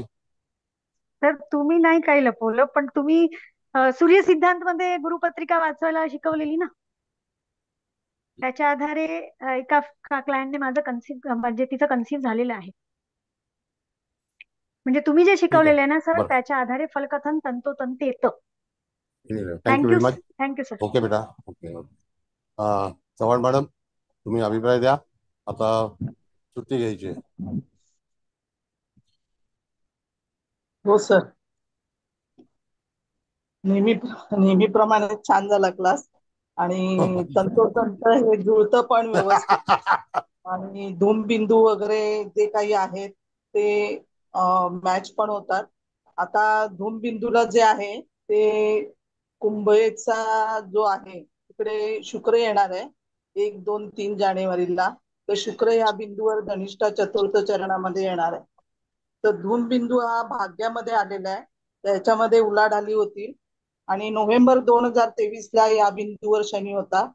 कुठलाही बिंदू आता ह्या पत्रिकेमध्ये तर नाहीये, पण जेव्हा गोचरीने ह्याच्यावरती येईल त्यावेळेला त्रासदायक होईल. तसं ऑगस्ट आणि सप्टेंबर 2026ला धनिष्ठा 4 मध्ये राहू होता. त्यानंतर काळ हा जो बिंदू आहे तो अश्विनी 2 मध्ये आहे. तो कन्या नवमाश दशमाचं धन आहे. वडिलांची कुटुंबात किंवा घडामोडी होणं कुटुंबामध्ये किंवा धनाच्या बाबतीमध्ये प्रश्न उपस्थित होणं. तसं या बिंदूला मेषेमध्ये शनी जो आलेला तो फेब्रुवारी 1999ला अश्विनी 2 द्वितीय चरणामध्ये शनी होता. मंगळ हा दरिद्रांश मध्ये आहे, त्याच्यामुळे भावासाठी त्रासदायक होऊ शकतो आणि वडिलांची धनहानी पण होऊ शकते. राहू या बिंदूवरती 2004 डिसेंबरला होता, तो काळ बिंदूवरती होता. त्यानंतर व्यातिपात जे आहे ते 12वं स्थान आहे, आर्थिक हानी आहे, प्रवासाचं स्थान आहे. पात होणे म्हणजे नष्ट होणे. तिथे मृत्यू हा बिंदू पण आलाय, वाईट आहे. तिथे एप्रिल 2002 मध्ये शनी हा लग्न बिंदूवर या बिंदूवरती होता. नंतर अर्धप्रहर जो आहे तो 3 तासाचा अवधी म्हणजे उदित लग्न बिंदूवर आहे, तो बिंदू धरायचा. तर रवी शुक्र चंद्र गुरु असे शुभग्रह चांगले शोधावे. नंतर मांदी जी आहे ती केतू डिसेंबर 2025ला पूर्व फाल्गुनी 2ऱ्या चरणावरती या बिंदूवरती केतू येणार आहे. नंतर इंद्रछाप जो आहे तो चांगला बिंदू आहे. या इंद्रछाप मध्ये ऑगस्ट मध्ये 15 जुलै 2027ला मगामध्ये गुरु येणार आहे इंद्रछाप मध्ये, या बिंदूवरून जाईल. तेव्हा आरंभी चांगला फलादेश मिळेल. आणि 1 ऑगस्टला गुरु मघात मध्ये गुलिकवर गुरु येईल, त्यावेळी चांगला फलादेश मिळेल. ही 2 बिंदूने दूषित आहे, 2 बिंदूने चांगली फळं देईल. तर इथे मांदी जी आहे केतू वर डिसेंबर 2025ला पूर्वा फाल्गुनी 2ऱ्या चरणामध्ये या बिंदूवर येणार आहे. नंतर जो उपकेतू आहे तो ऑक्टोबर 2025ला केतू इथे येणार आहे पूर्वा फाल्गुनी 3ऱ्या चरणात. तर सिंहराज 2 बिंदूंनी दूषित आणि 2 बिंदूने ही चांगली आहे. त्यानंतर जी परिवेश आहे तो वृश्चिकेमध्ये षष्ठामध्ये आलेला आहे. तर रवी इथे 9, 10, 11 डिसेंबरला येतो. तर बुध पण इथे 30, 31 डिसेंबरला येणार आहे. तर नोकरी संदर्भामध्ये इथे चांगले प्रश्न, चांगली फळं मिळू शकतात. तर दुसरं म्हणजे यमघंटक आहे, तो पुष्य 1 मध्ये आहे. तर 4 जानेवारी ते 12 जानेवारी मध्ये 9 दिवस मंगळ वक्री इथे राहणार आहे या बिंदूवर. जिथे मंगळ 5 दिवस राहतो एका चरणावरती, तिथे 9 दिवस असणार आहे वक्री असल्यामुळे. तर यमघंटक इथे थोडासा त्रासदायक होऊ शकतो. तर अशा पद्धतीने सर तुम्ही जे काही सांगितलं आणि ही तंतोतंत चांगली कुंडली म्हणजे चांगला परिणाम ह्याचा मिळतो. त्याच्यामुळे सर तुमचे किती आभार मानावे. असं कोणीही शिकवत नाही, हा विषयच कोणी घेत नाही मुळात, आणि कोणाला माहितीही नसेल. तर अशा पद्धतीने जे काही तुम्ही चांगलं आम्हाला शिकवताय त्याच्याबद्दल खरोखर खूप धन्यवाद. किती धन्यवाद मानावे तितकं कमी आहे तुमच्याबद्दल. Thank you sir. धन्यवाद. धन्यवाद. बोला. आणखी कोणाला काही कळलं नाही?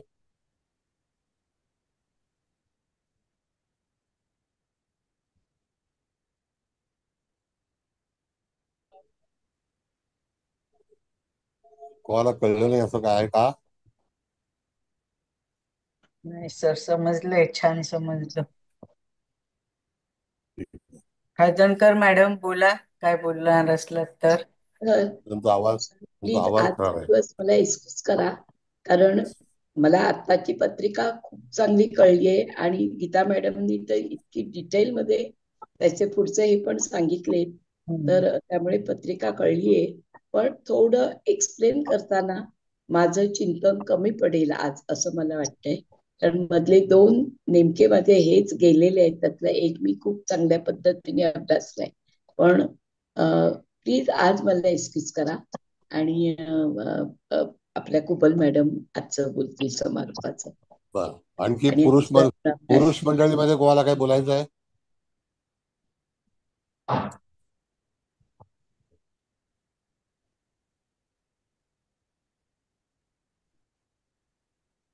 पुरुष काय अभिप्राय देणार आहेत? ठीक आहे. तर असं आहे की तुम्ही थांबलात त्याबद्दल धन्यवाद. काही लोकांना मी बाहेर का ठेवलं होतं, कारण ते पळून जातात. नेमकं अभिप्राय द्यायला सुरुवात झाली की त्यांना लगेच घाई लागते. कळलं का? तर म्हणून पुढच्या वेळेला तुम्हाला येताना लवकर यावं, वेळेवर या, आणि मग तेव्हा ऍडमिशन घेईल. पण जर समजा काही लोक नकारात्मक असतील तर त्याला मी रिमूव्ह करून टाकतो. आणि आता उद्या क्लास नाहीये माझा. आता क्लास आहे तो शुक्रवारी सर्वतोभद्र चक्राचा क्लास आहे. आवाज बंद.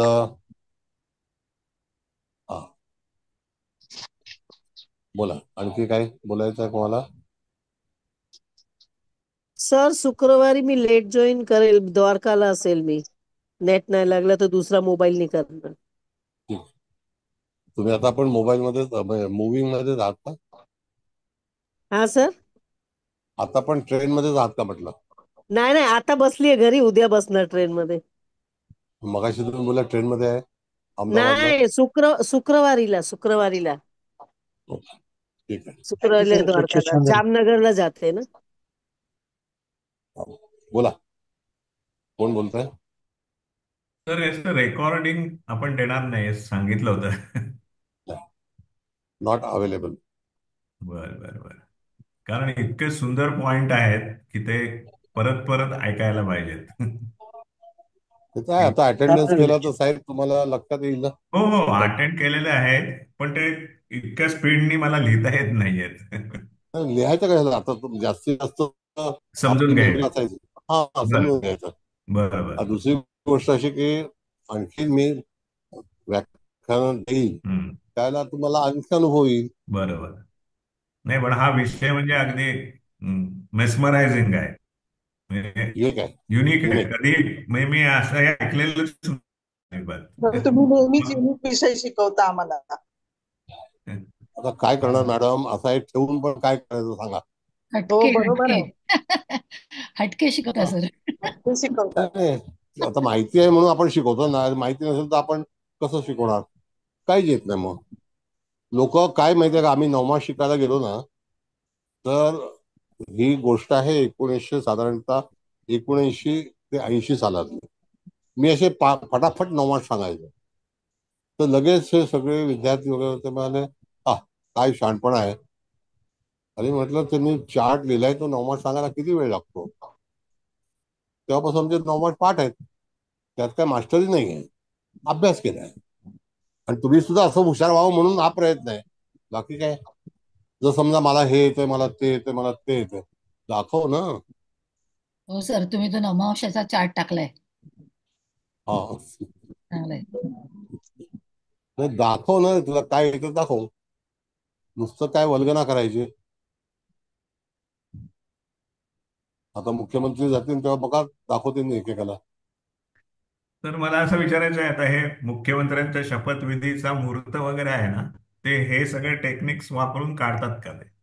हा, ते त्यांची ज्योतिषी आहेत, ते त्यांना मानतात, त्यांचं भविष्य पाहणारे लोक आहेत, त्याच्यामध्ये त्यांचा सल्ला घेतात ते म्हणजे थोडक्यात.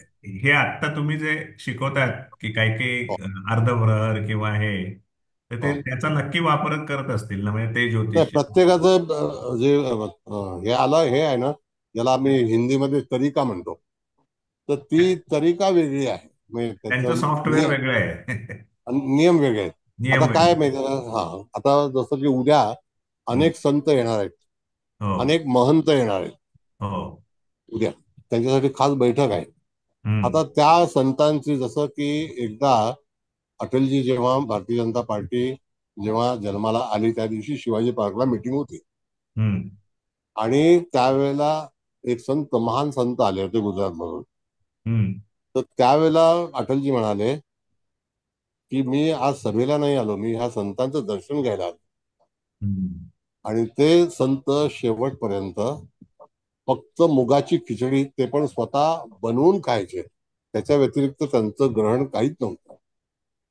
एवढी प्युरिटी होती त्यांची. येस. आणि त्यांनी भारतीय जनता पार्टीचं शिवाजी पार्कला एक त्यांना स्थान दिलं. हम्म. ते संतांमध्ये किती पॉवर हो असते, बळ बरोबर. असते, तर त्या ह्याच्यामध्ये ते संतांचं दर्शन झालं मुख्य म्हणजे. म्हणजे त्याचा पण इफेक्ट होत असेल ना, 5 वर्ष हे सरकार व्यवस्थित राहावं, तर हो त्या हो, मुहूर्तावरतीच म्हणजे आपल्याला वाटतं काय इतके दिवस झाले आणि काय चालू नाही नाही, काही ना काही ते त्याच्या मागे लॉजिक आहे. दुसरं लॉजिक असं आहे साहेब, की उद्या जेव्हा शपथविधी होईल, तर परवा डॉक्टर बाबासाहेब आंबेडकरांचा तिथी आहे. हो, 6 होय. तारखेला. हो, हा, त्या ठिकाणी पण ते मुख्यमंत्री म्हणून प्रवेश करतील, लक्षात घ्या. बरोबर आहे. हा, तेही सिग्निफिकन्स आहेच. येस, बऱ्याचशा गोष्टी खूप कॅल्क्युलेशनने असतात. खूप आस्पेक्ट्स आहेत त्याला. येस येस येस, त्या सगळ्या गोष्टी आपल्याला माहिती हव्यात. पण एक आहे की महाराष्ट्रात संतांची भूमी आहे. अनेक ठिकाणी असे काही संत आहेत, आखाडे आहेत, की ज्याच्यामध्ये त्यांना संपत्ती, ते एक महाराज येतात आमचे, तर ते म्हणाले की माझ्या अंगठ्याची पण गरज पडणार नाही, कारण माझं काहीही प्रॉपर्टी नाही आहे. माझ्याकडे काही लिखावट नाही, माझ्याकडे कुठलं पासबुक नाही, माझ्याकडे कुठलं बँक अकाउंट नाही, माझ्याकडे कुठली सहीची अपेक्षा नाही, का मला काही आवश्यकताच नाही, बरोबर. असं आहे. मग ते असे महान संत आहेत, लोकांनी काय केलं, त्याचा दुरुपयोग केला, त्याच्यामुळे तिथे आव लागते, असं आहे. तर उद्या आता ते जोरात होईल सगळा समारंभ. हा हा, उद्या जोरात आहे, म्हणजे संध्याकाळी ब्लेस्ड बाय आहे. So many people. Yes yes, उद्या मी जाणार आहे. हा, I will be. Okay sir, all the best. Thank you. Thank you. नशिबान आहात सर तुम्ही, तुम्हाला प्रत्यक्ष जाऊन तिथे बघता येईल. ठीक आहे, आता काय आहे, एक पार्टीबद्दलचं प्रेम आहे. कसं एवढी वर्ष पाहिलं या सगळ्या पार्ट्यांनी आपल्या वंशाचं नुकसान केलंय, कळलं का? हो म्हणजे हो ना. पिढीचं, इन शॉर्ट पिढी. त्या पिढीचं नुकसान झालं, त्याला कारणी कोण आहेत? ते राजकारणी. हो असं बरोबर आहे. आहे. एनिवे, त्या लोकांनी नुकसान केलं. पण आपला देश आज एवढा श्रीमंत असता आणि त्या देशावरती एवढं सगळं आहे, पण तरी सुद्धा ते सगळं घालवलं. ठीक आहे. कुबल मॅडम, होय सर. बांगलादेशमध्ये पण आता सर खूप परत चालू झाले हिंदूंवर अत्याचार. काय करणार मॅडम, ह्याला जागृती करणं गरजेचं. आणि आजची जी काही निवडणूक झाली ना आपली, तिथे हिंदू समाज जागृत झाला म्हणून आपण जिंकलो, हे पण लक्षात ठेवा. आपला अधिकार आहे एक हिंदू म्हणून जगण्याचा आणि हिंदू म्हणून वोट देण्याचा, मतदान करण्याचा अधिकार आहे. हो सर. आणि त्याचा फायदा झाला. आता बघू मुख्यमंत्री काय करतायत. मुख्यमंत्री सगळं चांगलंच करणार आता. तुमचं सगळ्यांना काहीतरी वठणीवर प्रिडिक्शन आणणार. असेल ना सर? हो सर. सगळ्यांना वठणीवर आणणार तुमचं आता हळूहळू. कारण काय आहे, स्वच्छ प्रतिमेचे मुख्यमंत्री आहेत आता. असं आहे ना मॅडम, मी पुन्हा येईन आणि पुन्हा आले, हे शब्द खरे ठरले. असं आहे. जाऊ द्या, हरकत नाही. महाराष्ट्राला खरंच गरज होती अशा स्वच्छ मुख्यमंत्री म्हणजे पदाची असलेली. आणि हुशार पण खूप आहेत ते. प्रश्नच नाही. हुशारच आहेत, कलावंत आहेत, नाटकात काम करायचे पूर्वी लहानपणी. बरं ठीक आहे, चला कुबल मॅडम, होय आता होय. तुम्ही समारोप करा. करते सर. सर्वात प्रथम तुम्हाला नमस्कार. चव्हाण मॅडम तुम्हाला पण नमस्कार आणि इथे उपस्थित सर्वांचे स्वागत, सर्वांचे आभार आणि सर्वांना नमस्कार. आता मी जास्त काही बोलत नाही, वेळ पण खूप झालाय. आणि आपल्या दोघी पण गीता मॅडम, छोट्या आणि मोठ्या दोघींनी खूप म्हणजे डिटेलमध्ये अभिप्राय दिला. गीता चव्हाण मॅडमनी तर ते आपल्याला ह्याच कुंडलीला म्हणजे हे गोचर पण लावून दाखवलं. त्यामुळे सर आता मग मी जास्त काही सांगत नाही, आता फक्त अभिप्रायच करते. फक्त एवढं सांगते की उत्तरोत्तर आपले क्लास म्हणजे खूप छानच होत चालले. आणि त्या छोट्या गीता मॅडम जशा म्हणाल्या की हे मी पण जसं तुम्ही आपण मला वाटतं आज चौथा की पाचवा, चौथा असेल क्लास, डेमो धरून पाचवा समजा. तर हे म्हणजे फक्त हेच बिंदू लावलं तरी बरचस त्या जातकाच्या आयुष्यात आपल्याला डोकावता येतं. आणि आज तो ह्या म्हणजे परिस्थितीत का आहे त्याचं पण बरंच उत्तर, जरी तुमच्या इतकं आम्हाला पटपट नाही जमलं, पण ऍटलिस्ट तेवढं तर समजतं की हे काही त्याच्यावर आज जो प्रसंग आलाय तो उगच काही आलेला नाही. म्हणजे एवढंच सांगते सर. आणि सगळ्यांनी त्याचा अभ्यास करावा आणि जेवढं जमेल तेवढं म्हणजे नोट्स काढून हे कर. सर अजून तर पत्रिका घेतीलच मला वाटतं. तर सर म्हणजे अतिशय अतिशय उत्तम उत्तम म्हणजे काय एक्सलंट, सुपर काय म्हणायचं ते, तर छान क्लास काय झाला. बोललं का, सुपर आशीर्वाद सुपर ठेवा बस. सुपर झाला. हा बापरे, माझा आशीर्वाद काय बोलताय, आम्हाला तुमचे आशीर्वाद हवे. तर त्यासाठी म्हणजे खूप छान क्लास झाला. त्यासाठी मी आणि सगळ्यांकडनं तुम्हाला कोटी कोटी धन्यवाद, कोटी कोटी वंदन. Hats off to you and your divine soul. Huge gratitude, huge gratitude, huge gratitude. Thank you sir, thank you madam, thank you. Thank you all. आणि उलट तुम्हीच असं शिकवतात त्यामुळं म्हणजे आम्ही सगळेच जण, आता काहींना येता येत नाही, 100 नाही, पण म्हणजे त्या ज्योतिषशास्त्राबद्दल इतकी आत्मीयता होतीच आणि ती अजून वृद्धिंगत होते. आणि हे शास्त्र आहे हे तर मान्य होतच, पण कसं समजा आपल्याला गुरु जर चुकीचं शिकवणारा भेटला म्हणजे मला असं वाटतं मग त्यामुळे त्या विद्यार्थ्यांचं काही दोष नाही ना, ते जसे शिकले तसं ते त्या जातकाला सांगणार. पण इथे तसं काहीच नाही, तुम्ही खूप छान शिकवता, मॅडम पण चांगल्या शिकवतात. तर त्यासाठी सगळ्यांचे थँक्यू. युनिव्हर्सचे तर खूप, कारण आम्हाला तुमच्यासारखे गुरु लाभले. Thank you sir, thank you all. धन्यवाद. चला, सगळ्यांच्या परवानगीने